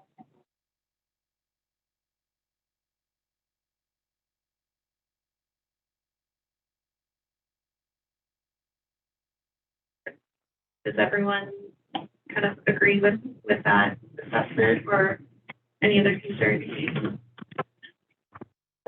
Potter Highlands is an eclectic district to begin with. So whether it's the block or the district from a context perspective, I think that makes a lot of sense to me as well. I'll just say I appreciate that reminder from Graham and Gary about the eclecticism of Potter Highlands and that this block itself is pretty varied. That was definitely something else I was. Well, for reaching consensus, who wants to make a motion? Madam Chair, I will move to approve application number 2022-COA-448 for the mass form and context of proposed infill at 3515 and 3519 Alcott Street for design guidelines 4.1 through 4.5, 4.7, 4.8, 4.10, 4.12, 4.15, 4.16, 4.18, and 4.19. Character defining features for the Potter Highlands Historic District, presented testimony, submitted documentation, and information provided in the staff report. Thanks, Graham. I'll second. Thanks, Erin. Right, I'll call for the vote. All those in favor? Aye. Opposed? Same. All right, motion passes unanimously. The project is approved. Okay, the next project under design review agenda is 2022-COA-374 at 1416 Platt Street, Denver Tramway Building.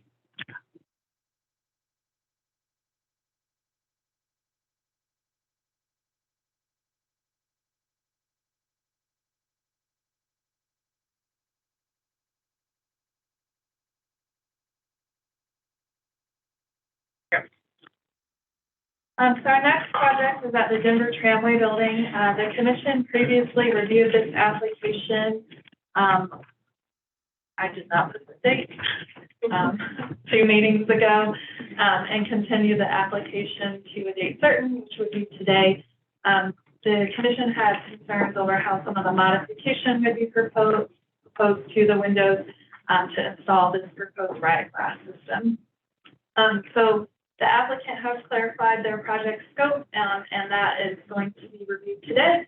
But essentially, the applicant is proposing to retrofit some windows with a riot glass system that will protect the window glazing, and then convert some glazing from its current condition to a new riot glass system. So these are just the elevations showing where the work will occur. Again, mostly located on the windows and the lower sash of the existing windows, which are not historic.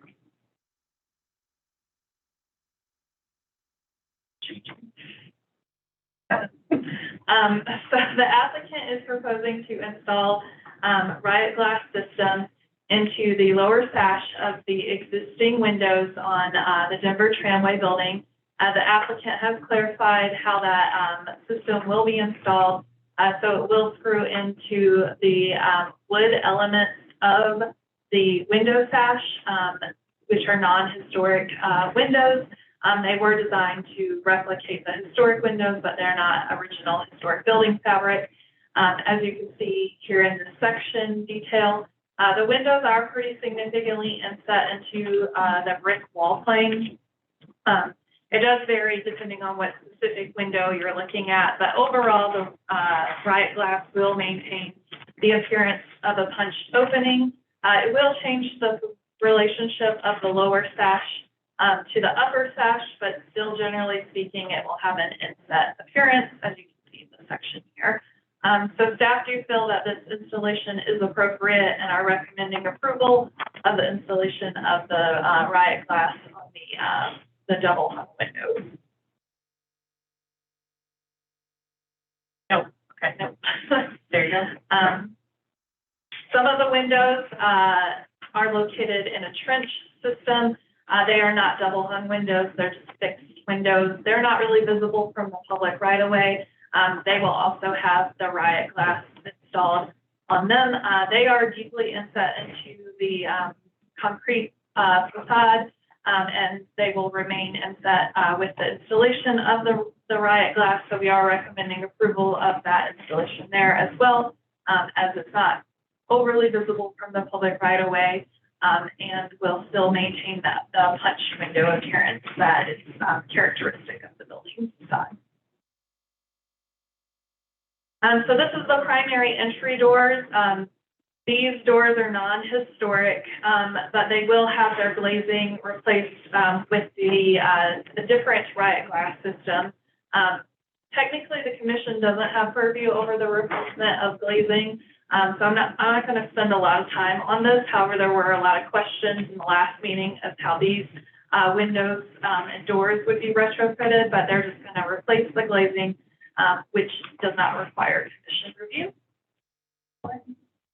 And then finally, there were questions on these doors, which are multi-light historic doors, and then a non-historic storefront, and how they would be accommodated with a riot glass system.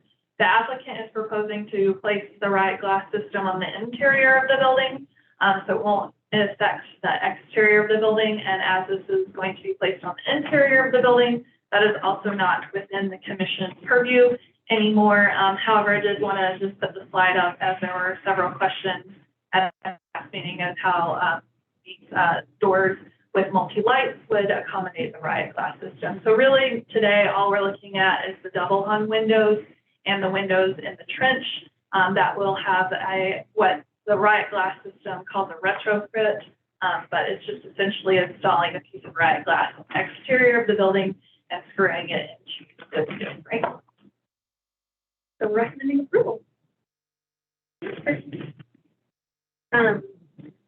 actually have a question. Yeah. So you said we don't have purview over replacing glass, but it looks like it's increasing the frame. Like it's not just glass within the existing wood stops. It would be creating a metal frame inside, so it reduces the opening width. So does that mean that is within our purview? Yes. Okay. So these are non-historic doors, so she'll recommend. I just want to make sure that, because it seems like a change. Beyond glazing. And so were there any other, but there are no other, so it's really just the double hung, the trench windows and this door, and not the other ones, because those are being posed on the interior, correct? So we don't have purview on them. Okay. Gotcha. Any other questions for staff? All right. Let's promote the applicant.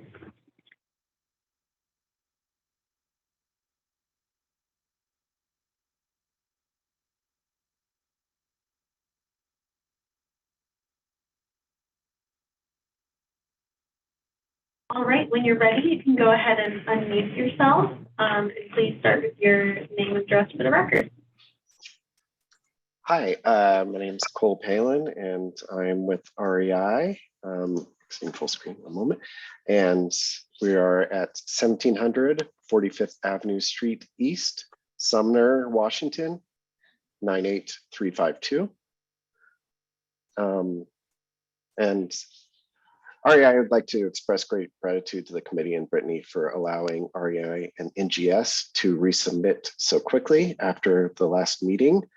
I would just like to take a little bit of time to let the committee know what REI has experienced this year with break-ins. REI has had 7 break-ins and attempted break-ins just this year by exploiting our unprotected windows. By comparison, in the previous 2 years, REI combined, 2 years combined, REI had experienced a total of 4 break-ins by breaking glass. The REI store team has made it clear that they don't feel safe when these break-ins continue to happen. Also, the customer experience of having windows boarded up through much of the year leads to the perception that REI is an unsafe shopping experience. These break-ins can result in our windows being boarded up for up to 3 months before the windows can be replaced. 4 of the 7 break-ins that occurred this year happened in a quick succession from February 22nd to March 7th. These break-ins resulted in REI hiring overnight security, including a police officer and an unarmed security guard starting in late February. We would have seen more break-ins without their presence, as they have deterred a lot of suspicious actions during the night. The overnight manned security is not a sustainable option for REI at the moment. It has a cost been over $200,000 to date this year. We have kept it, but we have kept it to make sure our employees and customers feel safe and secure. The loss in product that REI incurred because of these break-ins is $11,497. Unfortunately, some of the lost product included customers' personal bikes as they were in for repair. So yeah, I just wanted to provide a little bit of more information, and I just again like to express gratitude to the committee for allowing us to resubmit so quickly. And hi, this is Scott Gwaltney, NGS, 140 Mountain Brook Drive, Canton, Georgia, 30115. And the only comment I had was to do with the glass replacement. That the question was asked about if we were changing the framing within. We're not. We are replacing the framing because the glass sits in a frame pocket within those doors. We're changing the entire unit out. No difference in space, no spacing different. It's a like for like swap out of the glass, just to be clear on that. There's no additional spacing or framing in there. If that drawing wasn't clear enough, I apologize. But I just want to answer that question. And I think Brittany explained everything else great. And I just wanted to also reiterate appreciation to Brittany for helping guide us through making the adjustments to get in within your guidelines of the commission. So we appreciate that. Thank you. Okay. Are there any questions for the applicant? I noticed that on the doors, the glass is on the interior side. And my question is why the glass on the double hung is also not on the interior side?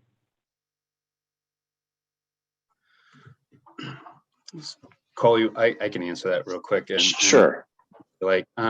So we proposed originally all of it to be exterior, to be the sacrificial layer or the barrier against an attack. We kept with the exterior on the double hungs because that is the majority of the project. And so you would be sacrificing the glass if we went on the interior, which is part of the issues that REI came to us with. So I was under the guideline that if we could get that within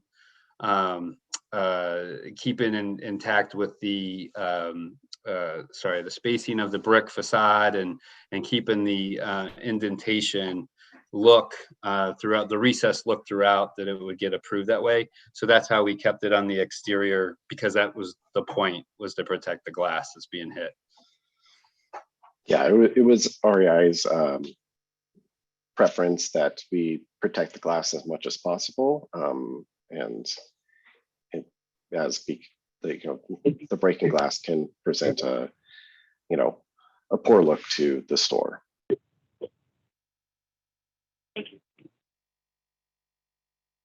And Scott, I think you were responding to my comments about the doors, saying that the opening wouldn't change. That's where you're replacing the glazing at the main entrance. Can you explain that a little further? Because the section shows a new frame inside the wood frame. So is that concealed or pocketed inside the wood, or how is that? Yes, so essentially, we would deglaze the door, right? For instance, so we would pull the glass unit out and its casing around the glass, the stops and everything. We pull that out and we put in a brand new sealed unit within, it's all independent of itself.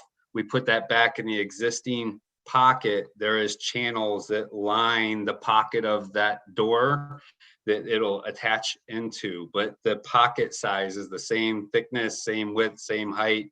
It's just every existing glazing material gets pulled in replacement of the new system. So that section shows the AP 375 full frame, and it shows an inboard, or, you know, kind of reducing the opening by 1.5 inches. But you're saying really the wood encompasses that frame. Yes, that could be behind the stops. You wouldn't even see it. It would, all you're going to see, so the edge to edge glazing is going to be exactly the same with the new system as what you currently have there now. Okay. Thanks. Mm-hmm. Other questions? All right, thank you for your time. Is there anyone on the line who would like to make a comment on this project? If so, please use the hand raise button at this time. I don't see any hands being raised. I think most people on the line are out. Okay. All right, then, is there any recap before we deliberate? Okay. It's been deliberation. So, like to start off by just saying I'm impressed with how much material they've developed since we last saw this application. So kudos to the applicant. I think this made things much clearer. So I appreciate the time that they took to put this together. What does everybody think? Yeah, I think the shift to the inside, you know, in most places addressed a lot of our concerns. And I think it's reversible. Just about everywhere, including in the non-historic doors, but also under the double. And there's even still a little bit of a reveal under the upper sash, which is a comment and a question. So, it's a solution I'm comfortable with based on staff's analysis of the report. I don't know that, I think that the applicant did a terrific job, and it really is very clear. The only one that gives you sort of a heartache is the double, because you're really going to see it. You're going to see this frame in front, and it's going to obscure pretty much everything. You know, it's going to change the look of the entire lower sash, and that's such a character-defining feature of the building. There's so many of them. And that's why I asked the question about putting it on the inside. And I understand the sacrificial glass idea, but on a pure, sort of on a pure restoration basis, it would be much better to have it on the inside. The same way, you know, if you're going to accept that and I understand, because that's the largest part of the glass that's in the building. It's probably where all the break-ins happen. But, you know, you can accept it on the doors. It's sort of too bad that you can't accept it on the windows, because I think that would be a superior solution.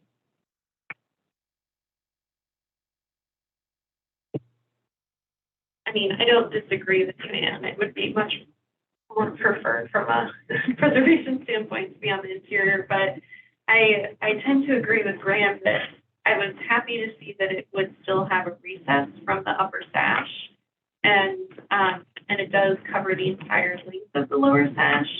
So I think for that length and height, just on the whole side, so I think you'll still see the proportions the same way. And I understand the applicant's concern that, you know, they'll probably still be getting broken glass if it's on the interior of that sash. And it takes, they said, about 3 months each time they order it. So I think you'd still be seeing a lot of damage, whereas hopefully this will protect that historic window a bit better. And sorry, I honed in on those historic doors so much. I don't think the section really reflects the intent. So I'm comfortable with what the applicant explained. I just was confused by the section. I think the saving grace on the double hung windows, and it is the most important element of the windows in this building. It's the size of the windows, I think, will diminish the how obvious the change will be. The change will be obvious to us and maybe some other people who are very sensitive to these things. But I think the size of the window is kind of a mitigating factor. And I agree, I'd rather see the double hung window protected than being the sacrificial component. So in this case, I think it's an acceptable solution. I think it helps too that the vertical style is 1.5 inches, 1 3/4, but brings an 1 1/4. So hopefully, short of that being flat, plain glass, it really does disappear like the area.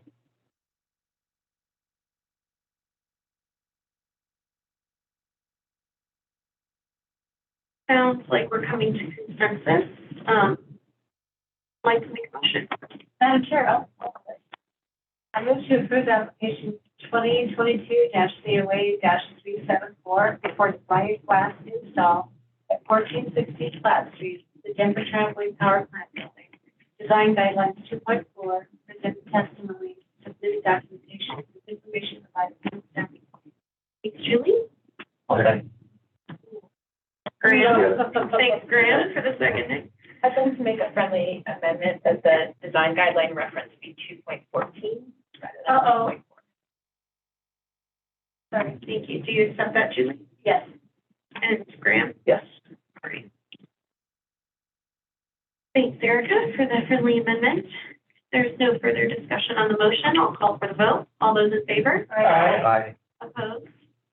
Same. All right, motion passes unanimously and the project is approved. So good luck. I'm noticing it's 2:59. Normally around this time, people are ready for a bathroom break. Is everyone needing one? Okay, so apologies to those on the line. We're just going to take a quick bathroom break and we'll be back shortly.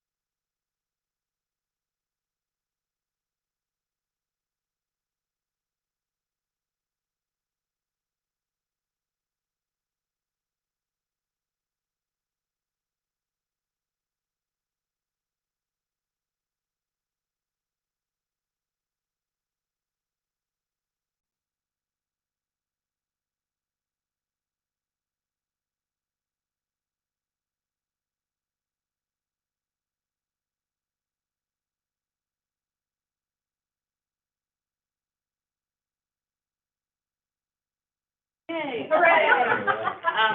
Sorry, everybody, we've been trying to unmute for like 5 minutes. So thank you for your patience. And we'll go ahead and get started. Is the recording on? It is. Okay. So the next project we're reviewing is 2022-COA-443 at 2749 Curtis Street.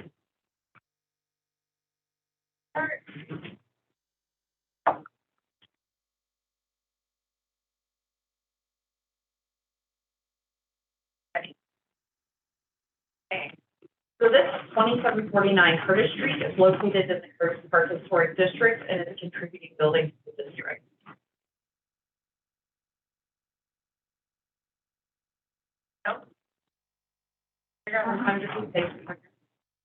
All right, there we go.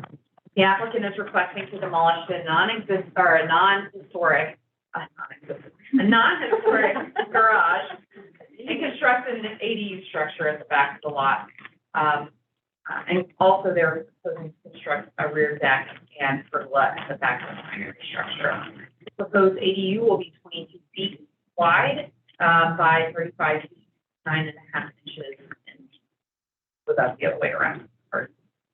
And will be 22 feet, 9¾ inches in length. Pictured here is the first floor plan of the ADU and the rear deck. The applicant is requesting to replace the deck on the back of the house with deck with metal railing. Deck will have a pergola roof. In addition to the rear deck, the applicant is requesting to add a concrete patio and walkways in the rear yard and a small concrete planter to the southwest corner of the ADU. Pictured here is the proposed railing details for that rear deck. And here is the second floor for the proposed ADU. Here is a roof plan of the ADU and also roof plan for the pergola structure at the back of the house. The ADU will have a flat roof and will be clad in EPDM membrane roofing material. The structure will be clad in smooth, pine tar finish flat siding with a 4-inch reveal. I do have samples that I will pass around. I do have to admit, my dog ate my homework, like literally snapped it. So apologies, but from my understanding, it had been snapped and put together and then coated with a pine tar. So I'll let the applicant speak more to the material. That's okay. He's fine. Okay. We've had many ordeals. Yeah, and I was so the building will have smooth trim to be finished with pine tar and a metal cap on the cornice. The ADU will be will have service doors that are steel flush. Get my words right. The ADU service doors will be steel flush service doors and steel full white French doors.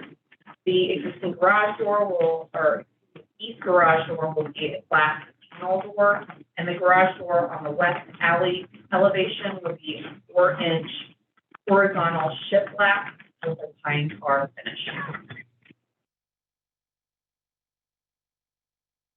The ADU will feature fiberglass double casement windows. The windows will be inset into the wall. Pictured here are section details for that proposed ADU. And then here are additional drawings showing the visibility of the proposed ADU.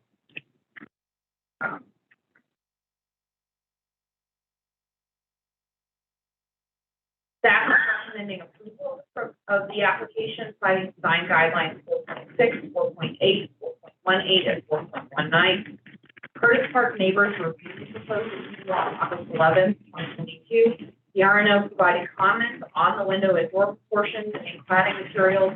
A copy of the RNO's comments can be found in the application packet for your review.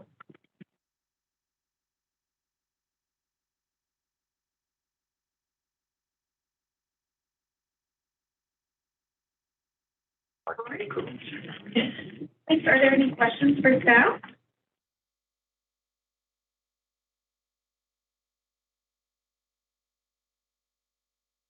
Let's promote the applicant.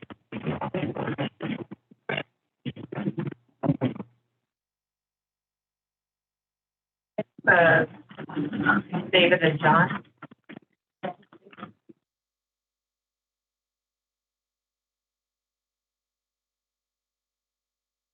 We have two very close to each other. two wide for the street.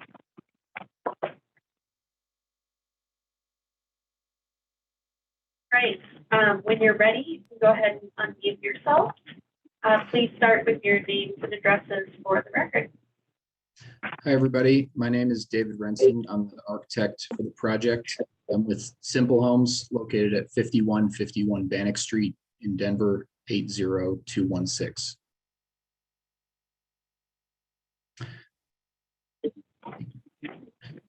You guys have my audio? Yep. Okay. Firstly, thanks so much to Jessie White for her help and guidance throughout this process. We couldn't do this without her, and so thanks, Jessie, for your time. The additional materials that we submitted, I don't know if they're available, but we wanted to supplement the proposal with additional renderings of the actual ADU to make sure that the committee could actually see more nuance to the design than the black and white elevations. But generally speaking, I can speak to the goals of the owner and the design intent. So generally speaking, what the owner asked us for was something that's contemporary and minimal in appearance. They didn't want something that was competing with the look of their house, which aligns well with the guidelines of landmark committees. The style of this ADU was sort of based on the contemporary precedents found in the neighborhood. There's a couple different, essentially black box designs that are actually primary structures. So although this isn't a primary, we wanted to sort of pull from that aesthetic and really lean into saying this is a contemporary building of its time. It's an accessory behind this brick house, and really it's not there to compete. It's really there to be kind of a shadow of the house. So the black siding sort of plays into that. And what I want to point out on this particular sheet that we're looking at on the bottom right, this is kind of the one natural view that you have of the ADU from the sidewalk or from the street. And I believe the next project up after ours is a duplex slated for this vacant lot. So really this view, is going to be essentially fully hidden. And there's also fences that could kind of, make sure that ADU in the back is really seen as a secondary accessory building. We pulled a lot from existing garages in the neighborhood, a lot of flat roofs, a lot of simple forms, nothing overly glazed, lots of single material, or almost exclusively single material buildings. And so, we're trying to pull from those as precedent to come up with this design. But really what the owner asked us for was, two parking spaces, a bike shop, which is that other functional area on the first floor that has the French door access, and then the second story ADU to provide another rental in the neighborhood. Beyond that, it kind of was just a work in progress with the owner coming back and forth with inputs and ideas. And so we thought about the trellis as kind of that transitional element between the primary structure and the ADU. So pulled the rectilinear form together there, but the colors on the trellis will be matching the existing primary structure accent color, which is a really dark green paint. It kind of could be mistaken for black at a glance from further away. And so that's sort of that transitional color and design piece before you get to that more contemporary ADU. The existing trellis and deck on the house, we do not believe is original. And it also had some design features that were less functional because it was, not very high off the ground. So it didn't require railing, but it also had 2 steps down from the existing back of the house door, and then also steps down from there. So we simplified that by raising it up a little bit and just wanted to go for a nice minimal trellis. And so I think at that point, for now, we can just open it up for questions. We've worked with what the RNO responded to and tried to address as many of their comments as possible. But of course, sharing those with the owner and ultimately direction based on what our client asked for. And we think we're meeting the intention of the landmark guidelines. Thank you. Are there any questions?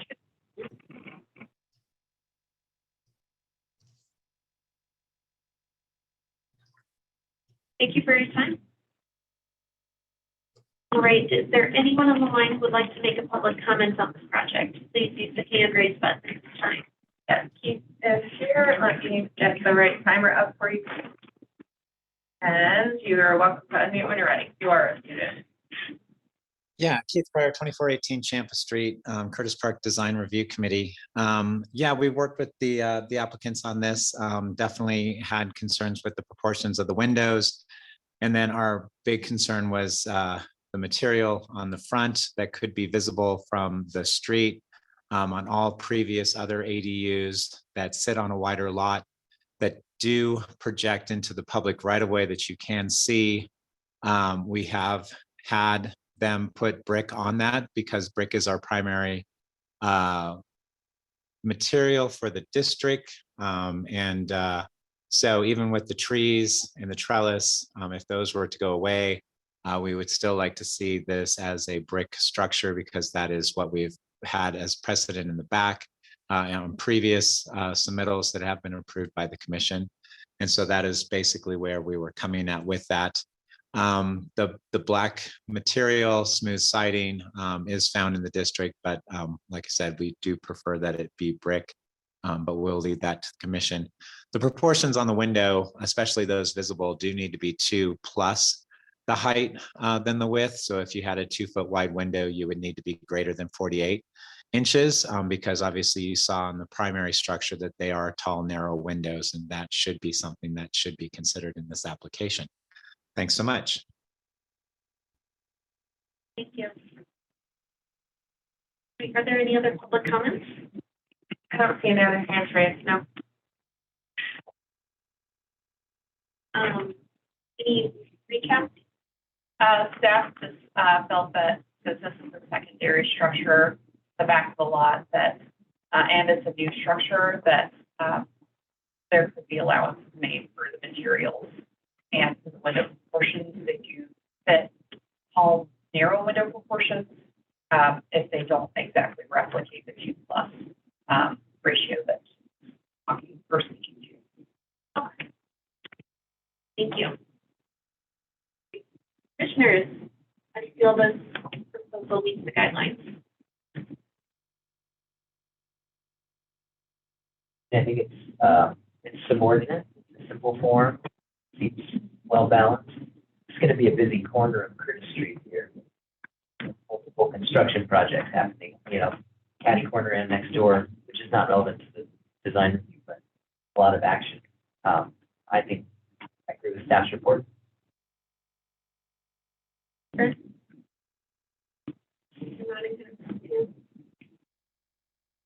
So no one else had concerns about the materiality or window proportions? Well, I understand Keith Pryor's point.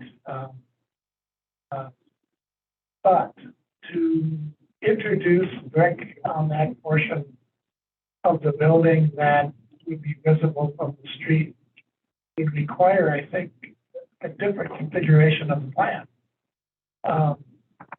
There should be a projecting bay so that the brick can actually look like it has some logic. We're going to assist on brick, and I think it's not a condition, it's a B rejection because the plan doesn't work logically, just putting some brick on the corner. That said,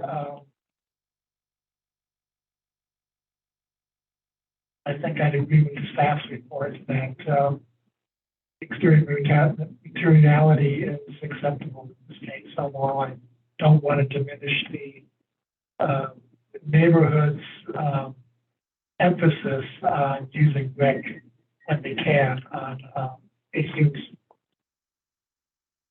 I agree with you, Gary. I understand where Keith's comment is coming from, and I know that we have in previous projects where it was like a corner lot or a lot where the garage was facing a secondary street. In those instances, we have seen more brick at the public facing area, but since this is so far set back and it is subordinate to the primary structure, and there are a lot of, wood siding structures, especially for secondary structures in the neighborhood, I tend to agree with the staff's analysis that it does meet the guidelines. So I support approval.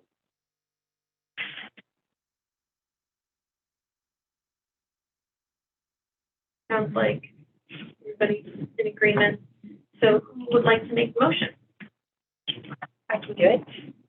Madam Chair, I move to approve application number 2022-COA-443 for the construction of an ADU and site work at 2749 Curtis Street as per design guidelines 4.6, 4.8, 4.18, 4.19, character defining features for the Curtis Park Historic District, presented testimony, submitted documentation, and information provided in the staff report.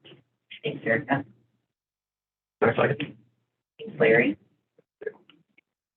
Right. I'll call for the vote. All those in favor? Aye. Opposed? Abstained? All right, the motion passes unanimously. The next project for review is 2022-COA-449. Really close by, 2753 Curtis Street.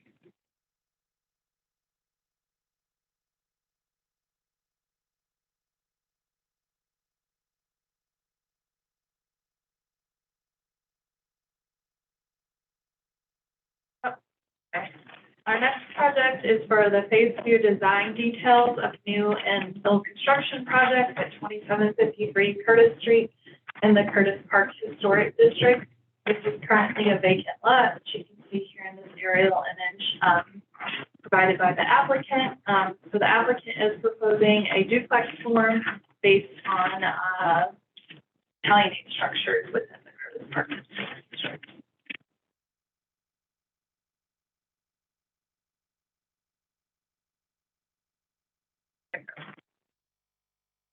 So in terms of the site plan, the applicant is proposing a new concrete walkway from the public sidewalk up to the front facing porch of the front unit that will then kind of wrap around to the side porch of the back unit, which is accessible on the north side of the property, which you can see here. Mostly plantings in the front yard. There will be a light well on the front of the building, and then an egress on the north side of the building, and then light wells on the south side of the building. Most of these will be screened by a new 6-foot tall privacy fence that will go around the perimeter of the rear yard and side yards. And then there will be an additional fence in the rear yard separating the two duplex units, rear yard and garage structures. And then HVAC units will be placed at the rear of the property. This is the proposed roof plan. The detached garage will be clad in asphalt shingle on the roof, and then the primary roof will be a standing seam with some EPDM roofing as well. So this is the front elevation of the proposed structure. The applicant has added brick sills to the windows as discussed in the commission discussion at the last meeting. Staff do feel that this is a simple way to add horizontal articulation to this building while keeping it modern in its detailing. The windows are tall, narrow windows. They will be fiberglass composite windows. The applicant has also wrapped the porch roof per the commission discussion, but that's better seen in the south elevation, in which you can see that wrap around. The roof will be standing seam on both the porch and the primary roof structure. And then a metal rail will be used as the porch railing on the ground floor and second floor, but the majority of the porch roof will have a tall parapet that will be used for screening. On the rear of the property, there is a sliding door for the access to the rear unit that's not visible from the public right of way. The foundation line is smooth finished concrete, and then the entirety of the structure is clad in a black brick. So here is the north elevation. This is how you access the rear duplex unit with that wraparound porch that you can see here. The garage structure will be clad in lap siding, so it will be a different cladding material than the primary structure. However, it's not unusual to have lap siding on secondary structures within the Curtis Park Historic District, and this structure won't be visible from the public right of way. You will have egress on this side of the building, just a concrete egress well proposed here. This is the south elevation. This is where you'll see light wells. There was some discussion last time that the front duplex door, which is technically the rear door, which is on the side of the building here, was kind of floating in space. There will be a concrete step down to that door, and then you can see that the grading changes significantly. Again, those brick sills continue around, and then that garage structure clad in that last siding. And the last siding, steel doors on the garage, and then simple fiberglass composite doors with lights.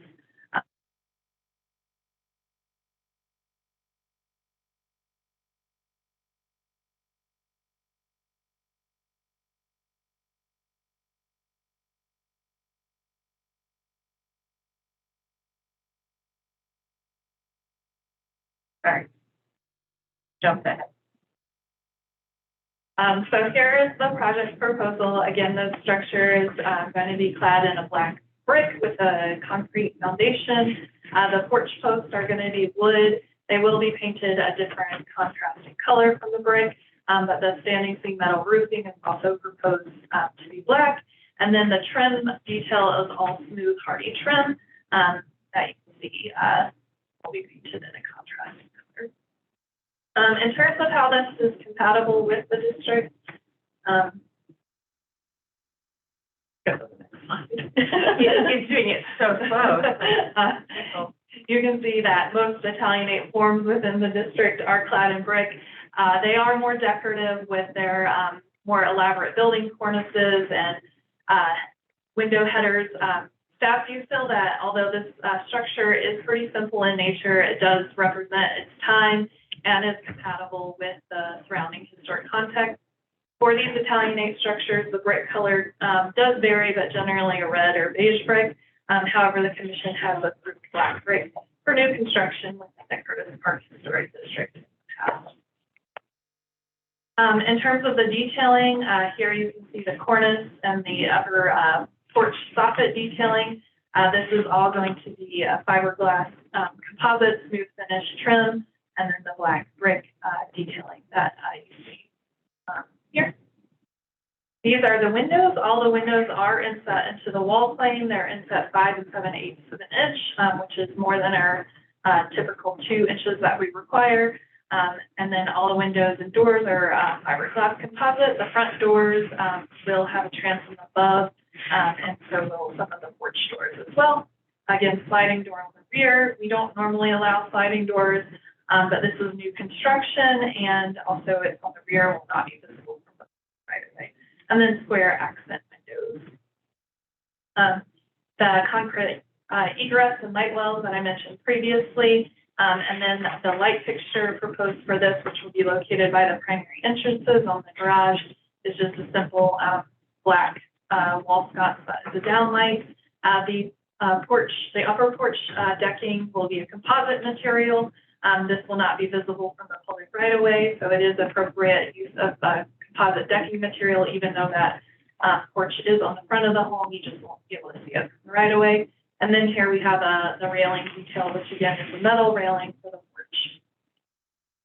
And then finally, I just have some isometrics of the proposed project from the front, where you can see that wraparound porch and how you will access the 2 duplex units and then that garage.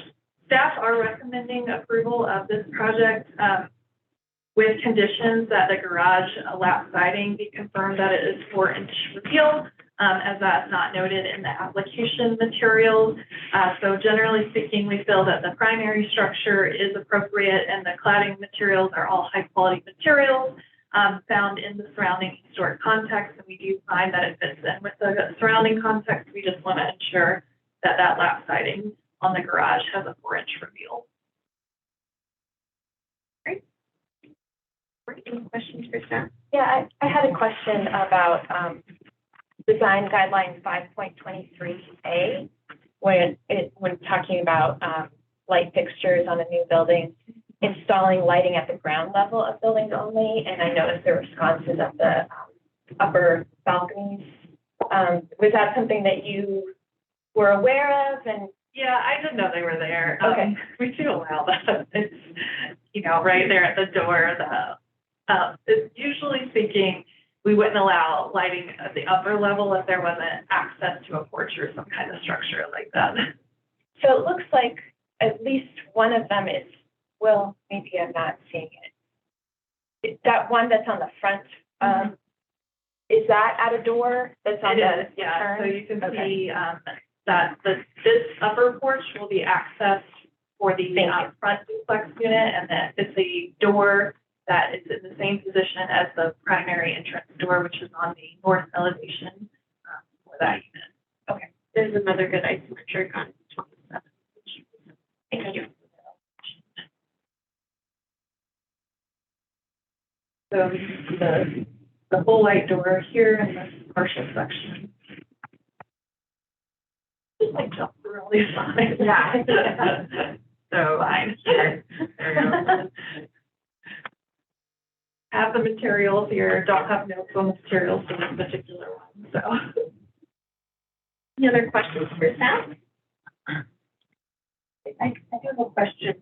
You mentioned that the cornice is made up of fiberglass, is that correct? It's a fiberglass composite hardy trim. How do you know that? It's noted on this page here. Actually, I don't know if it's clearly noted in this middle. That's a great question for the applicant. Thank you. Any other questions? All right, let's promote the applicant.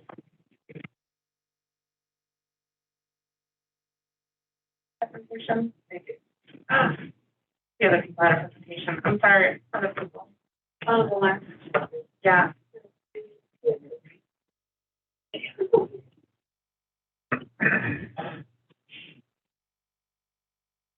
Usually they call me out on it, or Jesse does. They don't have it. No, I knew that one of the Curtis ones did behind me, but. Are they? All right, you can unmute yourself when you're ready, and please start with your name and address for the record. Okay, can you guys hear me all right? Yes. Okay, hi, everyone. My name is Will Newman. My address is 11438 Eden Street in Westminster, Colorado, 80020.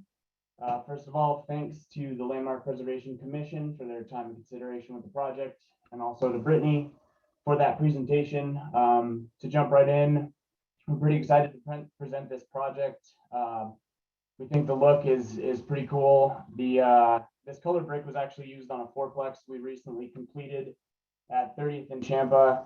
And though it's not necessarily kind of the reds that you normally see within Curtis Park, we think it's kind of a modern take on this classical brick form. So we think it looks pretty strong. And we would like to agree with the conditions noted in the approval. The 4-inch reveal, we can certainly make annotations in our updated drawings to make sure that that 4-inch reveal is present on that rear garage. And then as a quick note, with that garage, we have selected a paint color that matches the brick as best we can so that the siding kind of falls in line with the general aesthetic of the black brick. So with that, I guess I'll turn it back over to you guys. I understand there's a question about the cornices, and our plan with that was to use the hardy board, hardy trim, and actually mold that to the shapes that we're intending to present there, and then have it painted afterwards to reflect what was shown in the cornice details. So that was the intention there. Thank you. Are there any questions for the applicant? I have a question. I understand that the Hardy Company has discontinued some of its cement fiber products that were often allowed as substitutes for wood in historic properties. Have you confirmed whether the Hardy products that you are intending to use are in fact still available? We have not confirmed it as of late, although these same products that we were proposing on this construction were recently used at the fourplex I mentioned at 30th and Champa, and then also a single family right around the corner there at 3043 Stout Street. And we used those products there within the past year. So we certainly would have to check into that, but to our knowledge, they are still available. Thank you. You're welcome. One more question there. the cove, the big 8-inch cove that's shown on your detail page. I think it's maybe still a little bit unclear, at least for me, whether that cove is a hardy profile or if the flat folding bands and trim pieces that were included in your material sheet are the intention to kind of form into a cove that way. Are you referring to the upper or the lower soffits or both? Well, both. I think the upper one being larger. The component that's called out as gray, that's a full coat there. Just how that was achieved with the a typical trim board or cement board profile. Yeah, generally, our intention, our goal here would be to essentially create a form behind that surface and then, basically veneer that form with the hardy product to shape to the right profile.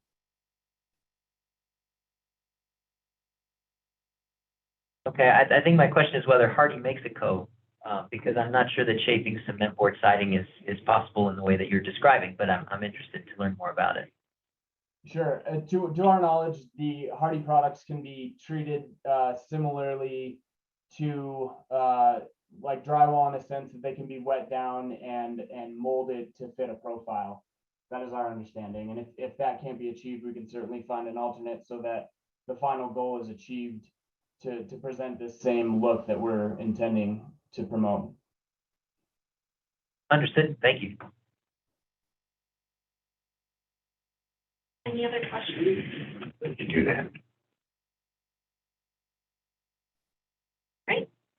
Thank you for your time. Thank you. Is there any? What was that? Thank you. Oh, gotcha. You're welcome. Is there anyone on the line who'd like to provide comments on this project? Yeah. Use the hand raised button. So Keith has his hand up. Keith, you're welcome to unmute when you're ready. Just give me a moment. All right, I'm ready when you are. All right, Keith Pryor, 2418 Champa, Chair of the Curtis Park Design Review Committee. The commission has approved black previously as a color for brick in the Curtis Park Historic District. And there's been multiple homes projects that have had the commission approve the black brick in the previous submittals. All good questions by the commission in regards to the cove, because that is a really nice detail, and we are very much looking forward to that execution being something that will be maintained and a good quality for the duration of the project, and then the 4-inch slab siding on the actual garage itself. But all in all, this is a great project, and we're very much excited to see it built. They did a great job with it, and we recommend approval. Thank you. Thank you. Keith, at the beginning, right when you were talking about the black brick and that the commission has approved that in the district before, you cut out. So if there was something else about the brick that you mentioned, we missed that. Yeah, no, just that there's been multiple projects in the past that the commission has approved black brick in the district. So there's quite a number of them. So. Gotcha. All right. Thank you. Great. Just want to make No sure. worries. Yep. Thanks. Any other comments? I don't see any other hand raised. No. All right. Then, yeah, Brittany. In my motion, I referenced the Baker Historic District. Yeah, Obviously Curtis Park. Whoever makes the motion. Make sure. Yeah. And then if you wanted to consider additional conditions to address the cornice detailing being called out more clearly, I would recommend that. Great. All right, let's move into deliberation. Obviously, phase 2, design details, we've already reviewed this from that form of contact. Let's dive straight to the cornice, since I think we were all wondering what's going on there. Well, I guess I agree that it's a nice design. I'm skeptical about how it's going to be achieved with the material that they're proposing. Right. But we're not about ways and means. But if they do something that doesn't look like we expect it to look based on the submittal, what happens?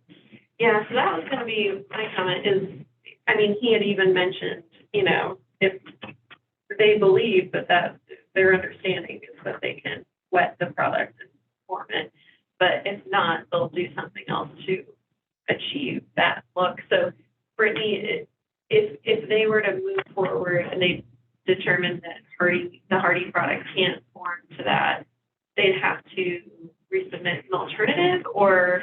Yeah, so they would have to submit plans with the new materials, as long as it's matching the profile that the commission reviews and approves today, and it's material we can review and approve, we would do that administratively. We would come back to the commission. Depending on if they even change the profile, we may not bring it back to the commission for review and approval, as long as we get the collective, however many of us there are now, 7 staff felt it met the general intent of the approval. Yeah. So as long as they have some kind of Cornish shape. I guess my question is more about, is there an inspector? Yeah. Can I just say something? There is no material. Look at the detail. There's a material. I understand, but in the submittal, the material is called out as VA. Yeah. And so I think it's really great, whatever it is they're saying, that this is design details, and I'm looking at the sheet, and there is literally no material on it. Just a profile. It's a profile. It's actually not even a profile because there's no radius given. So I think, I mean, unless the staff is going to approve something based on the conversation, to me, the first step is somebody needs to actually submit the details with the materials. And if that's the material, that's great, but that's actually not what's shown here. Gray is not material. I think that gets back to Brittany's point that if, you know, we probably need a condition to say, to update the material. So I think as long as we're comfortable with staff administratively reviewing that, which I think I would be, because they do show a profile, they're missing a couple of dimensions, they're missing the material call out. But they told us what their intent is. So I think if we're okay with that, we could have a condition that then allows staff to check that box when they resubmit the details for it. I would encourage you all to do, to do something like or similar. So if the condition is that it's molded hardy or cement fiber or something like that, or a similar product like fiberglass or wood or, you know, whatever you guys would think would be comparable. And I'm looking at the material folks here, but also all of you. So just so that it checks all the boxes. I think that the profile that's shown looks like it's an extruded shape, right? Yeah, It's right. how it was drawn. Yeah. And I think it's conceivable it could be built up with a few pieces of flat trim and a crown molding or something that has a coat. Unless it's a big fiberglass architectural product like porch columns or things you might see, right, as a true fascia assembly. But yeah, in my experience, hardy board only bends to within almost, and then it breaks. And bending it in the they're stronger. I'm very curious to see how that works, but haven't ever seen or heard of that being successfully done. So I do think that the shape can be achieved for sure, whether with a traditional, you know, built up wood kind of cornice or material. But I definitely agree that that's the condition. It's a really nice part of what kind of sets, you know, a traditional simple Italian meant apart from full cornice. I think that's why we call it. I see a lot of nodding heads on the Well, corner. I have a comment, which is neither friendly nor unfriendly. It's just a comment, and it's about the color of brick. And this relates to a conversation I had with some other folks involved in general conversation involved with architecture and preservation and design, that I'll call it a fad, I don't know if that's the correct terminology, but the tendency to go with white, black, and gray exteriors is passing quickly. And if this, I mean, and this is a great design. And everything's timeless about it, except maybe the brick color. So I'm not going to say that that's a condition that we should put on this, but if the applicant were to reconsider the brick color, that would not be a deterrent to the acceptability of this project. Period. I think there, as was discussed, there's precedent that we have approved black brick in the district, and at least brick is a high quality material, and it is an infill project. So I think it does seem appropriate, and I find that to be acceptable. But obviously, trends, fads, design. I mean, that's colors are subjective, and so. Well, it's a natural color. It's integral. If it was painted, it'd be a different Yeah, it's in our story. purview. So I guess my question about black brick is what's it gonna look like in 12 months? That's what I'm trying to do. I don't think it'll change that much, other than maybe whatever soiling might occur. If the irrigation system, for example, would be spraying water on the building, which it shouldn't, you would see some scale. But, I'm not concerned that the color will change. I'm concerned that over time, tastes will change to the degree that how wonderful the design is might be diminished by that. But that's not, it's just a comment. I feel like we could go down that rabbit hole like more and more, and I don't necessarily disagree with you, Mary, but I feel like it's like what we have before us, and certainly it is of its time in that. That's the other side, since it is black, and it is currently today. Okay. Also, trends come and go, and like over time, you find out whether people, appreciate them. So who knows? Maybe in 50 years, people will be wanting to preserve black brick structures. We'll be searching windows of the black bricks, right? No, I think if it was an addition or attached to a historic building, we could consider it completely different, but as a new infill, I'd like to go back to the details though, because again, this is design details. And there's a part of me actually that thinks this should be continued because we don't have the details. And that's actually what this review is supposed to be about. And I think both the cornice, which is really the most dramatic part of this, and also I have to say sheet 31 also shows a little, that this is the only place we see any detail. And I'm skeptical if it's what the Rolock brick sill actually looks like or made or it's it's not modular. And I understand again, everybody is using a hatch, and so we shouldn't actually look at the brick, but even the location of how it's in the coursing, I don't think could possibly happen, and it doesn't match with the section otherwise. And I know that this is me being an old fogey here, but I think if it is design detail, there should be some design detail, and I actually don't see it in it. And it's a wonderful project. I mean, I think these guys have done a great job, but so much of it rests on the detail. And there's, again, I would suggest that this should be continued until the detail is actually added in and we look at it now. So what details do you feel are missing? Because if we were to continue this, I feel like we would need to specifically have The cornice, including what the materials actually are and how it's formed. And then also, if you're really going to do the Rolock, I think, I don't know what that is or what's happening there, and maybe that's me, and one should just disregard sheet 31 and assume that whoever builds it is going to make sure that this is all modular and all the coursing lines and so forth. But I would leave that up to you. I would, as I said, the cornice, it's just odd to me. So the packet does say that the cornice is going to be the hardy plank siding, not noted in elevation, noted on the materials page, which is page 33, which is where I got that from. It's not noted in any of the details, but again, I think you can make that a simple condition. I just wanted to comment that it is a there. Um, does anyone else feel they don't have enough information to make a judgment on the details today?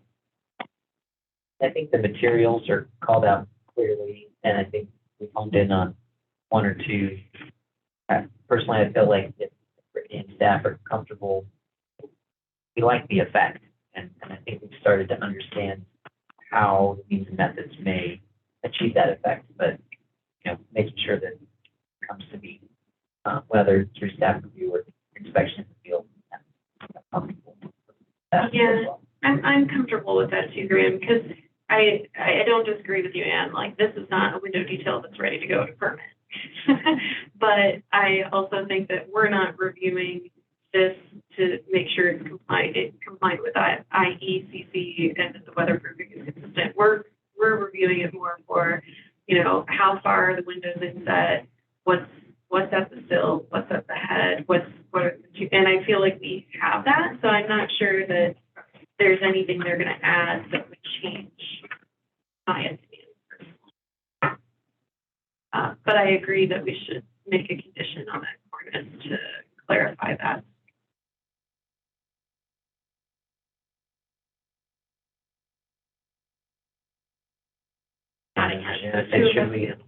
Should we try to? Yeah, let's try one.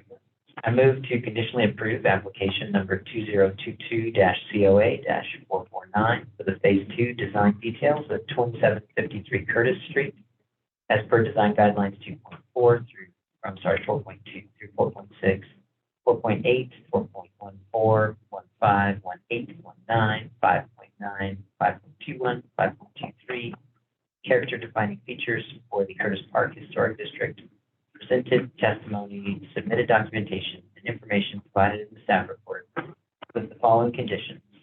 1, that lap siding have a 4-inch reveal, and 2, that a built-up cornice detail be approved by staff. Thank you, Graham. Can I ask for a minute? Oh, after a second. I'll second. Okay, thank you, Gary. And also, could we, I would offer a friendly amendment that we add a condition that all of the openings are modular to the brick. I'll accept it as well. Okay.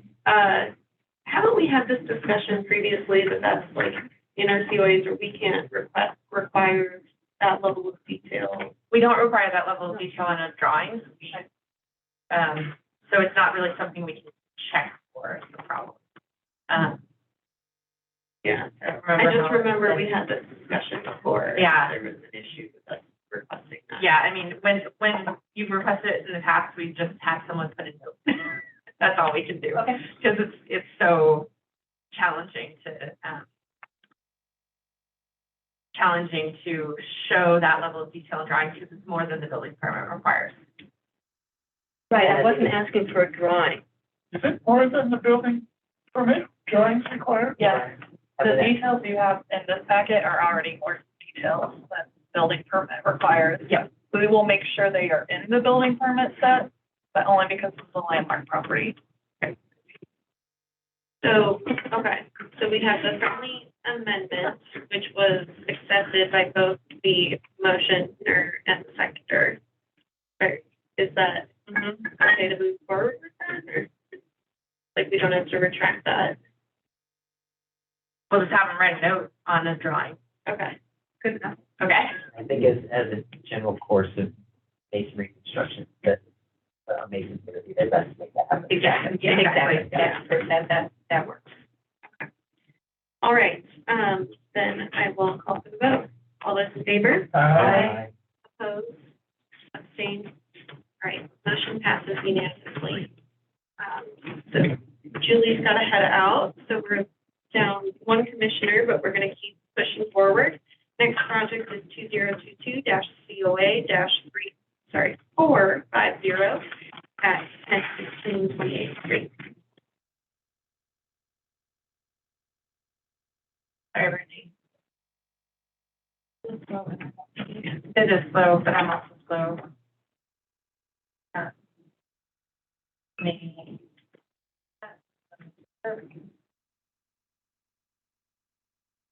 Let me get to there, so you should be able to move it back there. So our next project is for the phase 2 design details for a new infill project at 1016 28th Street, which is just around the corner from duplex infill that you can review. This is on an atypical square lot. Say atypical, these lots do exist within the Curtis Park Historic District, and historically, this was a lot that had duplexes on it. But a smaller lot than the larger 125 foot deep lot. So this is a mansard single family infill proposal.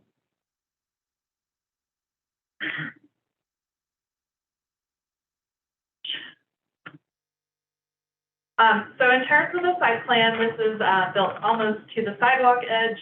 As you can see here, there is a small grass strip, but there will be a small concrete walkway up to the concrete foundation porch. This property is located right at the alley, and along the alley, there will be a new concrete drive apron that will allow access to the integrated garage. And then the applicant is proposing to enclose the trash and the AC unit with a 6-foot wood fence along the alley, but otherwise along the alley it will be mostly open. And then a new privacy fence will be added to the rear yard, which is very small, which you can see here in the site plan, and then along the side yard along the south of the property, where there will also be egress wells. So just a wood privacy fence, 6 feet in height. This structure will also have a standing seam metal roof. The materials page does note an asphalt shingle roof, so that does need to be removed from this packet, as there is no asphalt shingle proposed for this structure, just the standing seam metal roof. So that is just an error that we're asking for clarification on. In terms of this project, it is a mansard form. So the bottom half of the structure will be clad in a white brick. It does have decorative row-lock string horses and headers on this this ground floor level. The windows are fiberglass composite 1/1 windows. Similar to the last project, it's going to have a concrete foundation, then 8 by 8 wood porch post, and then a standing seam metal roof with a walkout that is a composite material on the decking, which is appropriate to use there because it will not be visible from the public right away. I do have some concerns over these elevation drawings because on the slope, the low slope of the, or I guess the high slope, I'm not really sure what to call it, of the mansard is showing it as a shake material, but the applicant is actually proposing a half round material. He has indicated to me that he cannot get his software to render a half round shingle, and that's why it's showing a shake material, but it is going to be half round. We do typically require the materials of the elevation drawings to match the materials of construction, but it is noted as a half round. In the mansard roof form, the windows will be surrounded by a hardy trim, smooth finish box material that matches detailing you see on mansards in the district. So this is the alley elevation. The integrated garage will have a steel roll-up door. Again, same material cladding on the secondary elevations, wrapping all the way around this building. So there is no change in material, just stays consistent with that white brick and that proposed half-round shingle. Same with the other side. This is where you will see the egress windows. These are concrete here, and again, screened by that privacy fencing that is proposed. Thing again, but that's fine. The brick here is a white brick. I do have concerns over the brick material that is proposed here because this does have tumbled edges. We don't typically allow a tumbled edge brick because it does create a false sense of history that is an older brick than normal. So we have asked the applicant to reconsider their brick selection and select a brick without tumbled edges. In terms of the shingling material on the mansard form, it is a hardy shingle, and then that is a half round that you see here in the details page.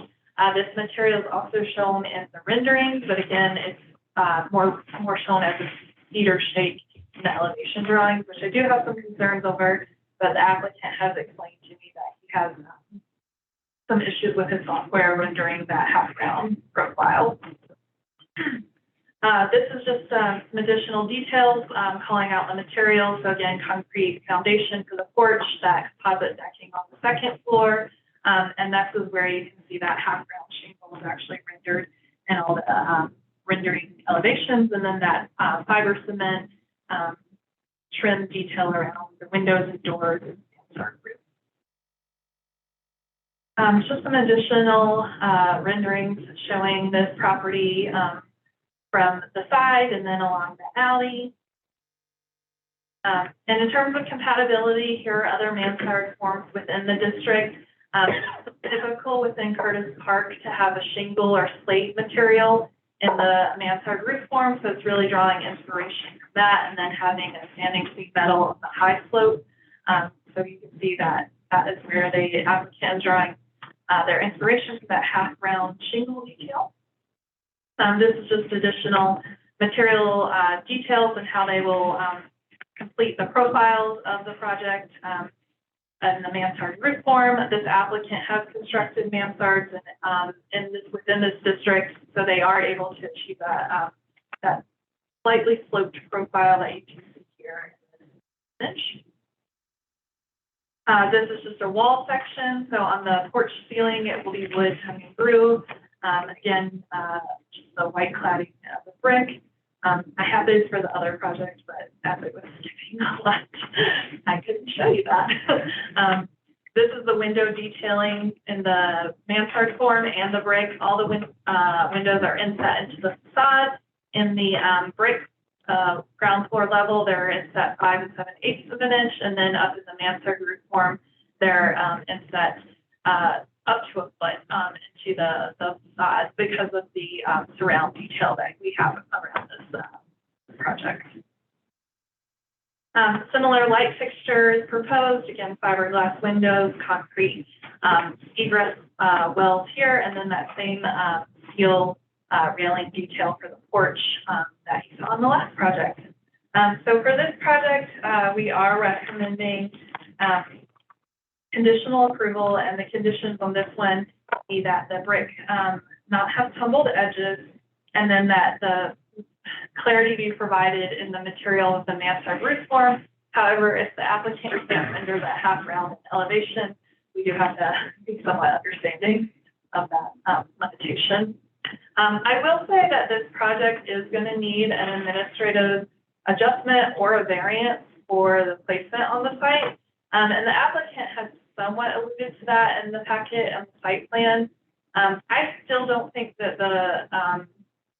the request is clear enough for the commission to weigh in, but they can bring that at a later date. I don't know if we could do this through the AA process or it necessarily would need to go through the Board of Adjustment. So I think the applicant should get clarity on that before the commission weighs in on whether or not it needs a Board of Adjustment variance or an AA adjustment. So that's why I haven't included that in my recommendation, although it's referenced in your packet on the same page as this site plan, but I don't have that here in my submittal.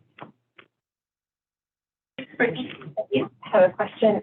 Brittany, I can definitely ask the applicant this, but there seems to be some inconsistency with the color of the window surrounds around at the mansard roof. On elevations, it talks about where it points out as black window surrounds, but then in the renderings, they're shown as white, and then that rendering cutaway specifically calls them out as white.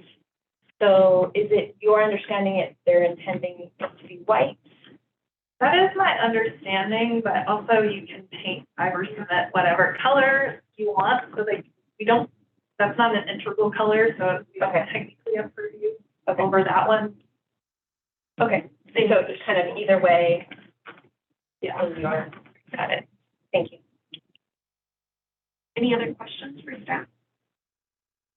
All right, let's get the applicant back here.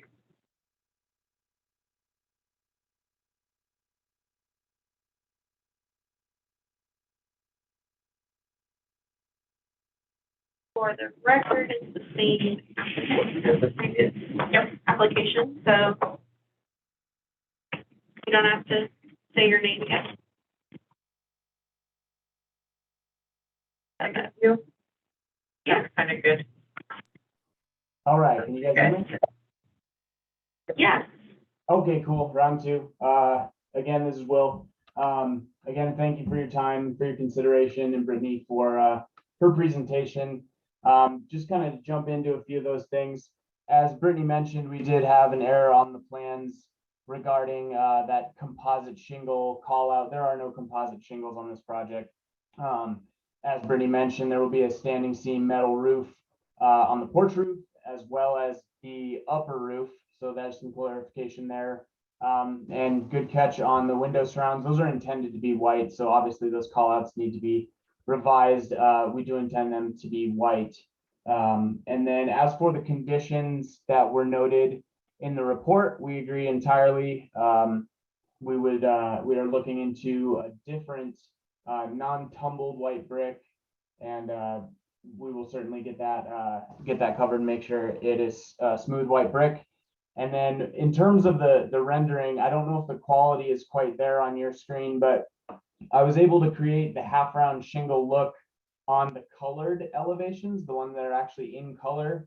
It may have blurred out on the PDF, but you can actually, if you had a super detailed version, you can see the half rounds in those colored versions. But regardless of that, I will try to get my software to render those elevation black and white views in a better way to better represent a half round shingle as opposed to what looks like, you know, the hatchet is now sort of a shake pattern. And then as Brittany mentioned, we have done something similar to this, we believe very successfully at 3043 Stout Street, a similar mansion, the fish scale shingles on the second floor, and they looking great. So we have experience on this kind of form and how it turns out and looks pretty sharp. So with that, I'll turn it back over to you guys, and thanks again for your consideration. Thank you. Are there any questions for the applicant?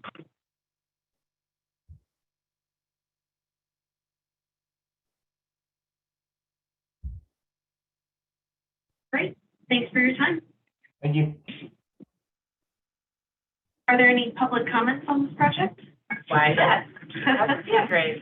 I figured. All right, Keith, I am a little bit ready for you. Great. Ready at this time. Keith Pryor, 2418 Champa Street, Curtis Park Design Review Chair. Definitely agree with staff's recommendations as far as the white brick having the tumbled edges, and also with staff or with one of the commissioners in regards to, yes, these will definitely date themselves as to the time in which they do occur, because black brick and white brick are very much in vogue. Even if they are trending out, it is definitely of the period and the time that they're in. There was one white brick Italianate that was recently approved on the DHA lots, but that's the only white brick property that has been approved by the commission in this district. So, but it is important that it is a smooth face brick, because that is what is in the district, and tumbled bricks are not found in the district itself. And then they have used the shingle, the scallop shingle on their existing project that is on the DHA lot. And it is a good looking fit for this mansard roof. So we do recommend approval with the conditions that staff has recommended. Thank you. Thank you. Any other public comments on this project? I don't see any other hands raised. No.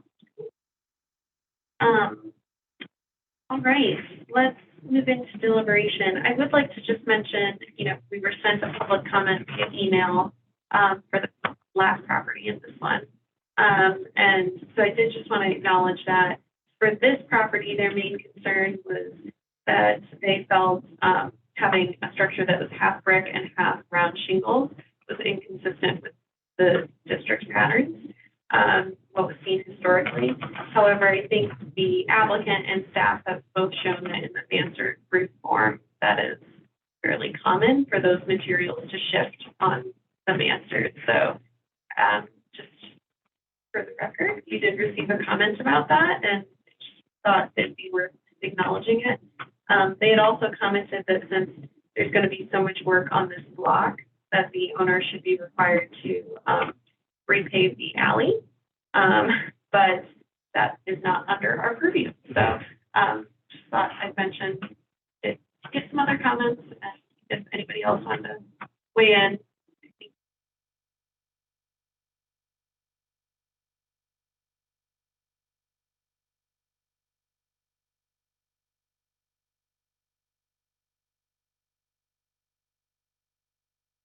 That's probably the audio went out for a moment.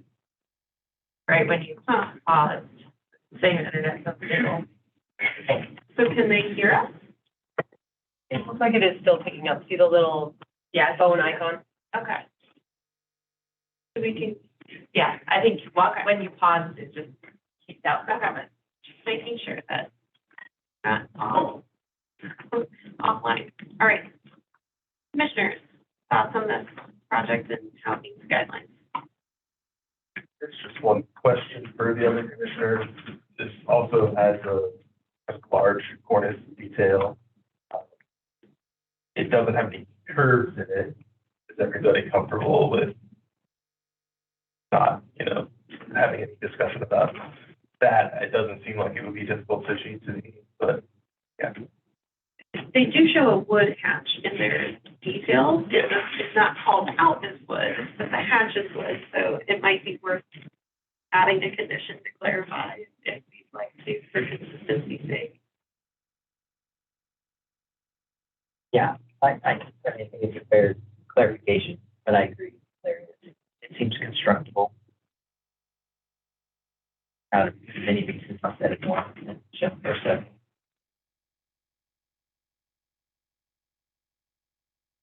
I agree with this staff report about, I think I find that the details meet the design guidelines with the exception of, the brick crumbled edges and just providing clarity that we're talking about the half round shingles for the mansard roof and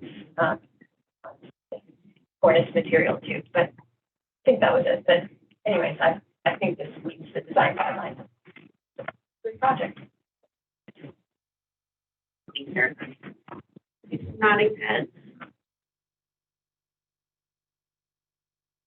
Okay. Well, what? So it meets the guidelines, that's about all I can say for it. Well, that's a good statement to make, so. All right, great. Then, would someone like to try a motion?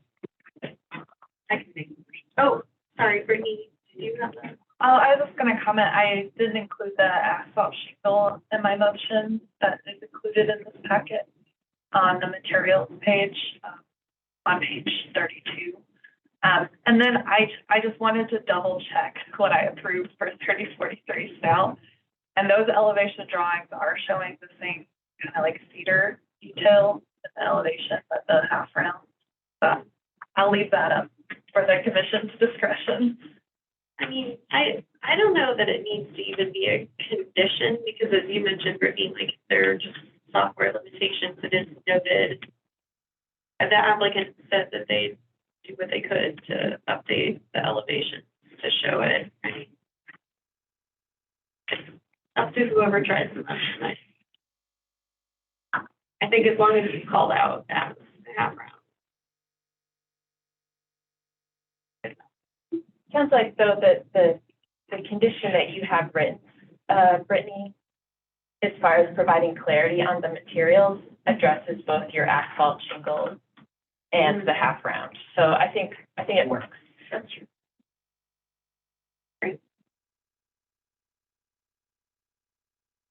Erica, you make the motion. Do you want another condition about the cornice? Or I'm okay without a condition on okay, particular I was going cornice. to Yeah. suggest that you. Okay. Then yes, I will make the motion, Madam Chair.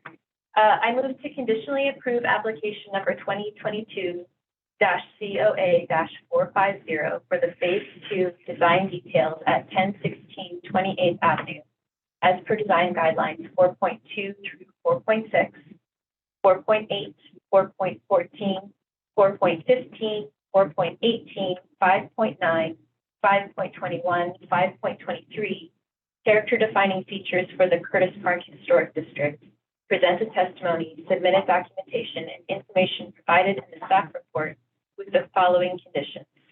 1, to use a brick without tumbled edges, and 2, provide clarity on the mansard roof material and elevation and material sheet. Thank you, Grant. Seconding. Erica's motion. Yeah, you said Avenue, which is what it was in the motion, but it's actually Sorry, street, so. Someone, Okay. So correct that. friendly amendments to change from 1016 28th Avenue to 1016 28th Street. Commissioner and seconder accepted that, so good to go. If there's no further discussion on the motion, I'll call for vote. All those in favor? Opposed? Abstain? All right. The motion passes unanimously. Now that I caught the Curtis Park versus Banner. I have a lot of staff report. All right, so we have one more project up for design review today, and that's number 2022-COA-454 at 720 Downing Street. So our last project, we've made it, is at 720 Downing Street, which is in the East 7th Avenue Historic District. The commission previously looked at this property to determine if it was contributing or non-contributing to the district, and did ultimately make the determination that it is a contributing structure to the district. So today the applicant is requesting to alter the 1980s porch modification, which does not require a public hearing like 330 Alcott because it's a non-historic element, and return it to a full width enclosed porch, and then add an addition onto the south side of the property. This property does have a big side yard that you can see in this aerial image here. And then the applicant is pursuing the side addition because there's already an existing rear two-story addition that was added in the 1980s when the front porch was also on the side.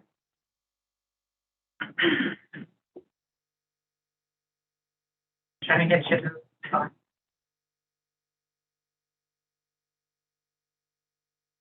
Sorry. So I just want to go over the site conditions for this property. It's really hard to tell when a Google Street View image, but this property is on a significant hill and does have a significant retaining wall and fence. Downing Street does slope upwards south to the north here, and then there is a very large tree. Obviously, the commission reviews alterations to the property without landscape impacting that decision, but there is a significant site wall here that is going to remain, and the tree is proposed to remain as well.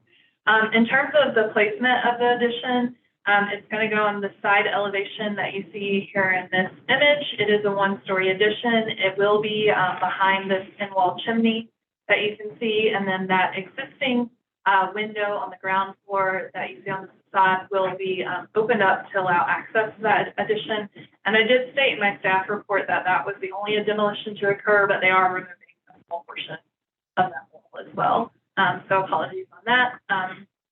You can somewhat see the existing rear two-story addition here.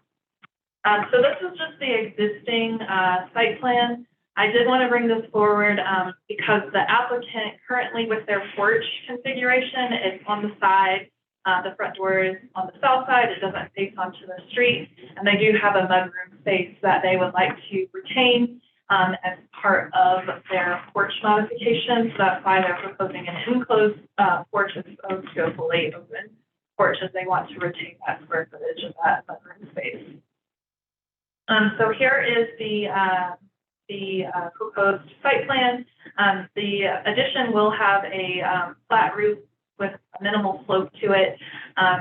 It is at 6 feet 4 inches from the side yard and is significantly set back from the property line. However, it is a side addition that is located right on the side of the historic home. And then as far as the porch, they are proposing to go back to a full width porch, which you can see documented in the historic Sanborn map. It won't be a true restoration as they are still proposing enclosed space and access with the front door on the south side of the property. This is just the basement plan. They are going to be digging out the basement below the proposed addition to create additional bedroom space in the basement, which you can see here. There's an egress located on the rear of the addition. Staff do not have concerns over that. This is the proposed demolition to the first floor plan. So you can just see the entry hall space that they are wanting to kind of retain some of that bedroom space, but they are totally taking that down in terms of demolition. And then here you can see the conversion of that window and wall to allow access to the addition. So in terms of the addition placement, it's placed where it is because they can't push it back any farther. Otherwise, they would be covering the windows on the existing addition that allow light into the kitchen. And then, so the addition itself is set back 11 feet, 2.5 inches from the front facade of the home, but over 30 feet from the property line. And then here you can see that reconfiguration of the porch. So the steps will face forward, but again, that door will still face south to allow access into that new hall entry space, and that will be enclosed space. So as far as the porch modifications go, they're proposing a hipped roof with asphalt shingle, wood columns, and then they are going to install metal clad windows into the opening. This is pretty typical of enclosed porches that you see within the East 7th Avenue Historic District. Most of the houses along this block have this type of porch conversion done. So staff did feel that it was contextual to the neighborhood. And additionally, it was removing that 1980s porch modification and returning it back to a more historically accurate condition without creating a false sense of history by replicating something that we don't have historic documentation on. We are asking that the windows on the porch addition be confirmed that they are simulated divided light with a spacer bar, as that's not currently noted in the packet. In terms of the proposed addition, it is going to have a sunroom appearance to it. So the primary structure is clad in brick, and this is proposed to be a wood clad addition with paneling detail, and then simple 1/1 aluminum clad windows. This is the rear elevation. They are not showing the basement egress in this elevation, so they should include that in this middle.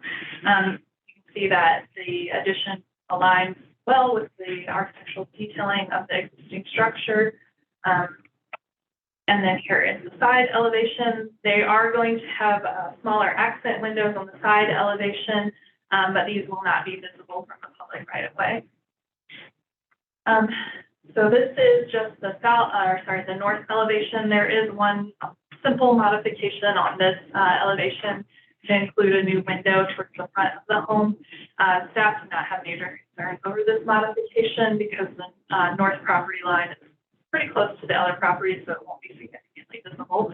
And then it does match an existing window configuration. These are not supposed to be slider windows, so we're not concerned with the window configuration.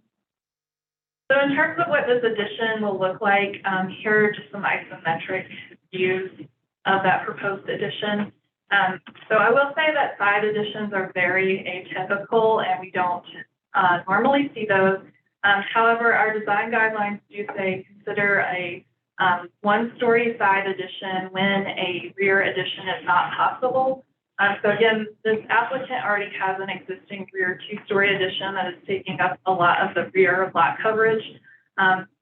And they don't want to demolish that non-historic addition to accommodate a new addition. It's pretty significant in nature, so it would be a pretty big project scope. In terms of this side addition, staff did somewhat struggle with it because again, it's, just side additions have a level of visibility to them that rear additions do not have. The applicant did work with staff to reduce the height of the addition, to reduce the width of the addition. And then in terms of placement on the building facade, they did set it back behind some architectural detailing of the simple Denver square, that end wall chimney.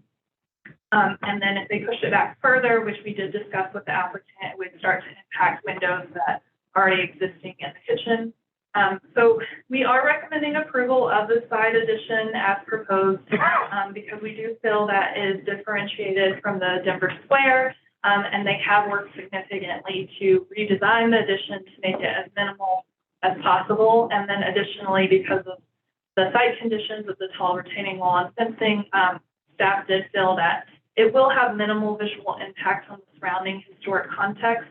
And then finally, it is in the East 7th Avenue Historic District where you do see these types of sunroom additions. I do have to say that normally you see them on the larger houses that are along the avenue and not houses that are on the north-south streets. But there are sunroom additions, and the adjacent property does have a very small one. This is obviously bigger, but I will show it to you. I don't know, it was noticed when we were going through the photographs, but you can see the little tiny historic side addition on the adjacent property just here.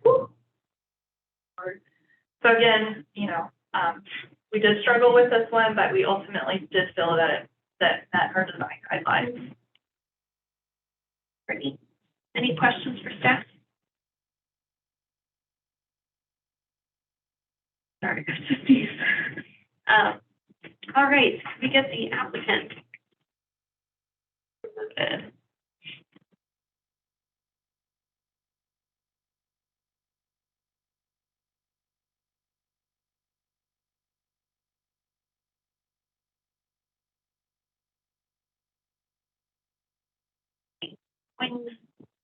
Whenever you're ready, go ahead. Oh. Hi, can you hear me? Hi, yes. Go ahead and start with your name and address. My name is Sarah Sexton. My address is 1627 Gilpin Street in Denver. I'm the architect for the project.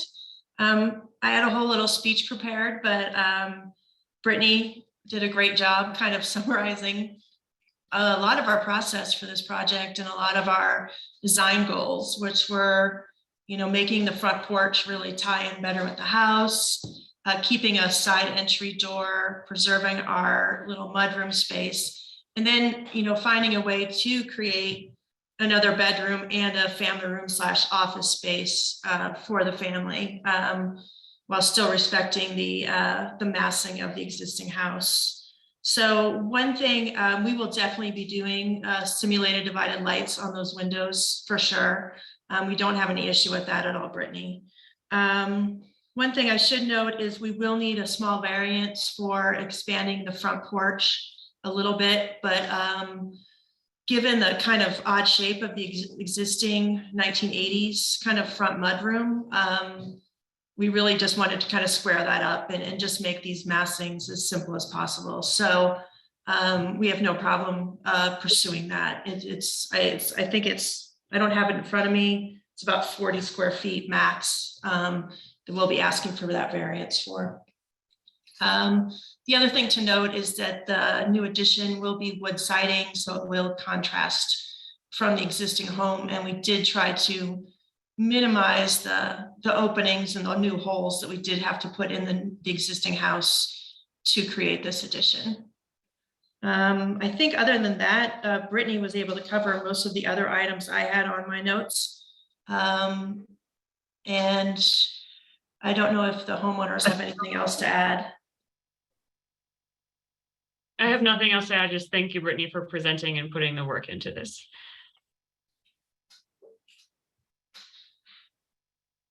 Thank you. Are there any questions for the applicant? Yeah. Yeah, just one question. The new front door, I'm not seeing any detail on what that door is like.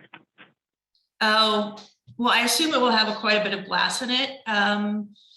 we actually don't have that detailed on that drawing yet, and we will have a light fixture in that entry hall. The reason we did want to pursue, just to go back a little bit, a side entry door is the owners have had quite a bit of trouble with break-ins and things in that neighborhood, and people actually walking up to their front door and looking into their house. So it was to try to create a little more privacy in that realm right there. But we'd be happy to provide that information. Thank you. And so you had mentioned that you'll need a variance to expand the porch. Is that something we have to comment on, or something separate? So you could. If you go to That's the clearly- the floor plan, we have it highlighted, the area, the first floor plan. Do you see that gray area on the front entry Oh. hall? That's the area in question. Gotcha. So it's a pretty small area. All right. Thanks. So again, that's like clearly identified as that's an administrative adjustment or a variance request. So I have not mentioned this either. Yeah. So They can bring Sarah, it back. do you know for sure it's a variance, or is it an administrative request?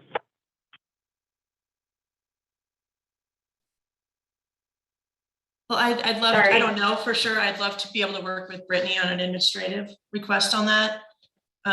It's really the only way for us to get a symmetrical full width front porch on that house. Yeah. All right. We'll talk about that more in deliberation then. Are there any other questions for the applicant? All right. Thank you for your time. Thank you. Is there anyone on the line who would like to make a comment on this project? Please use the hand raise button at this time. I see no hands raised. Great. So is there some recap? Do we need to talk about? Sure. So for a long work with this. Yeah, they essentially need to identify with zoning what the variance Yeah. is. And for a long time, Landmark was under the impression that only height wall plane was an administrative adjustment. Gotcha. That's not true. So again, it's the fine line of between does it require an administrative adjustment or board of adjustment, and it's not clearly identified. And we would be supportive of either because historically it had a full width porch, so we are recommending approval, but not clear. Well, And we're not the ones to make that determination. Well, once the applicant has time to meet the zoning and determine whether that is administrative or a variance or whatnot, it could come back on, even on consent, you've had that come back before, right? Okay. Cool. Great. So with that, let's move into deliberation. What did everybody think about the proposed addition?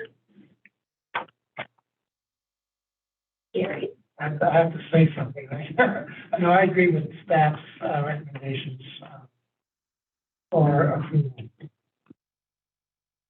I think the side addition in this case is modest enough. There's a little bit of precedent for it, and I understand why a side addition is being proposed rather than something else. I agree with the applicant's justification for that. And I do think the front porch is much more compatible with the character of the existing building, current front porch. Yeah, when I first opened this up, I was like, oh, that's so much better than what I have. Like, thank God.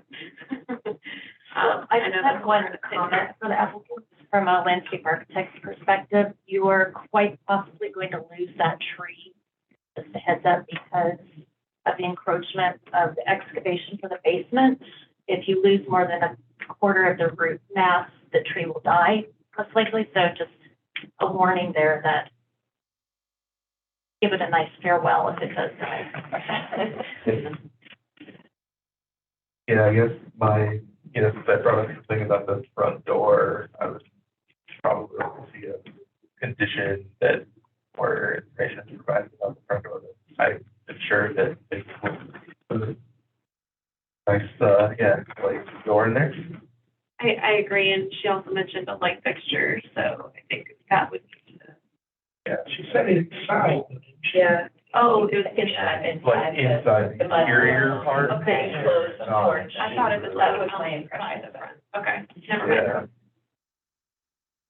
Yeah. Yeah, I agree that it was good to have the door verified what that will be. And I think Gary put it nicely as far as the consideration of the side addition. It's modesty in size and placement and some precedence. So in this case, it works. Yeah, I mean, I think there is in the guidelines, trying to remember which number it was, it's like 3.8 or something. Yeah. Consider a compatible side addition if a one-story rear addition is not possible and do the displacement of the existing addition, deck, and garage. It seems that it meets that guideline.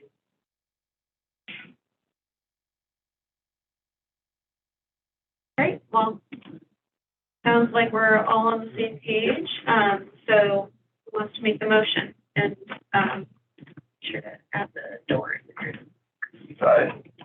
My idea Go of for it, doing, I move to conditionally approve application number 2022-COA-454 for the porch reconstruction and side addition at 720 Downing Street to the East 7th Avenue Historic District as per design guidelines 2.30, 2.36, 3.2, 3.3, 3.6 through 3.9, and 4.6 character defining features for the East 7th Avenue Historic District. Presented testimonies, submitted documentation, and information provided in the staff report with the following conditions. 1, the porch window be a true divided light or a simulated divided light with spacer bar. And 2, additional details be provided on the entry door. Thank you, Larry, for the motion, and Gary for seconding it. Before you all vote, that second condition, providing more details, what exactly does that mean? Because what details? Is it gonna have graffiti all over it? So I think what you're dealing with actually is an incomplete application. If the door is being supposed to be replaced and we don't have any, either the testimony, what that's going to look like, then verification of plans. But my advice would be we don't approve something and that we don't know what that second step is. That condition has to be something that needs to be followed.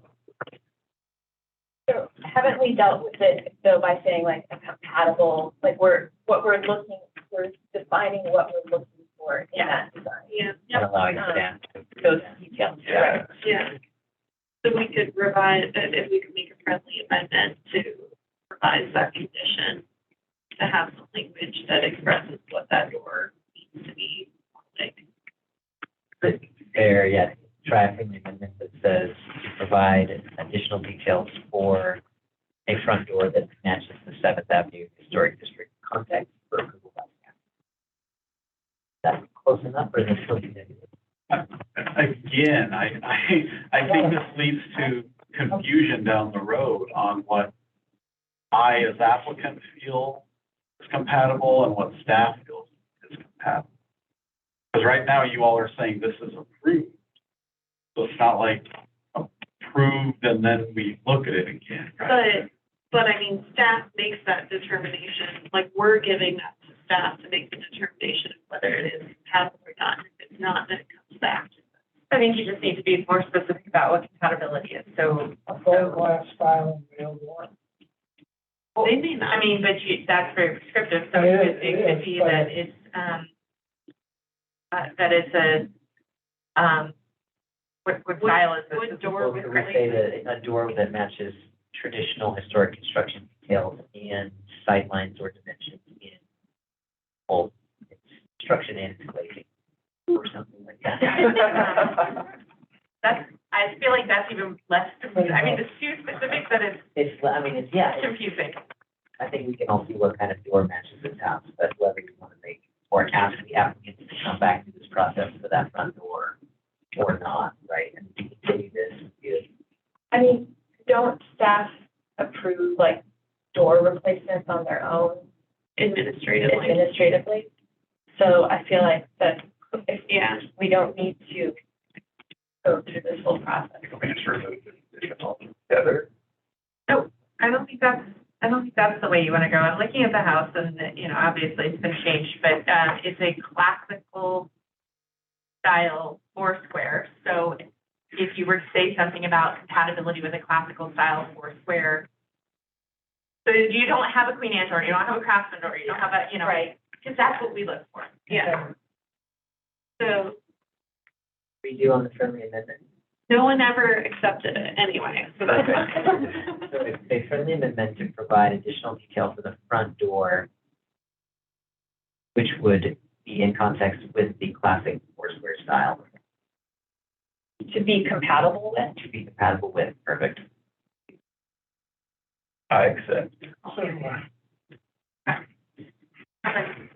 Missed exactly what that was. Compatible with the Classic Foursquare style. Oh. Or the classic, Foursquare style of the building, the structure. Got it. Yep, that's fine. Just want to make sure I recorded that right. And it was, so thank you, Graham, for the friendly amendment and for accepting it, Larry and Gary. There's no further discussion on the motion. Call for the vote. All those in favor? Aye. Opposed? Abstained? Right. Motion passes unanimously. And applicant can work on staff to achieve those conditions. Okay, so that was the last project on design review today, and we had no discussion for business items, correct? So I had to close the meeting.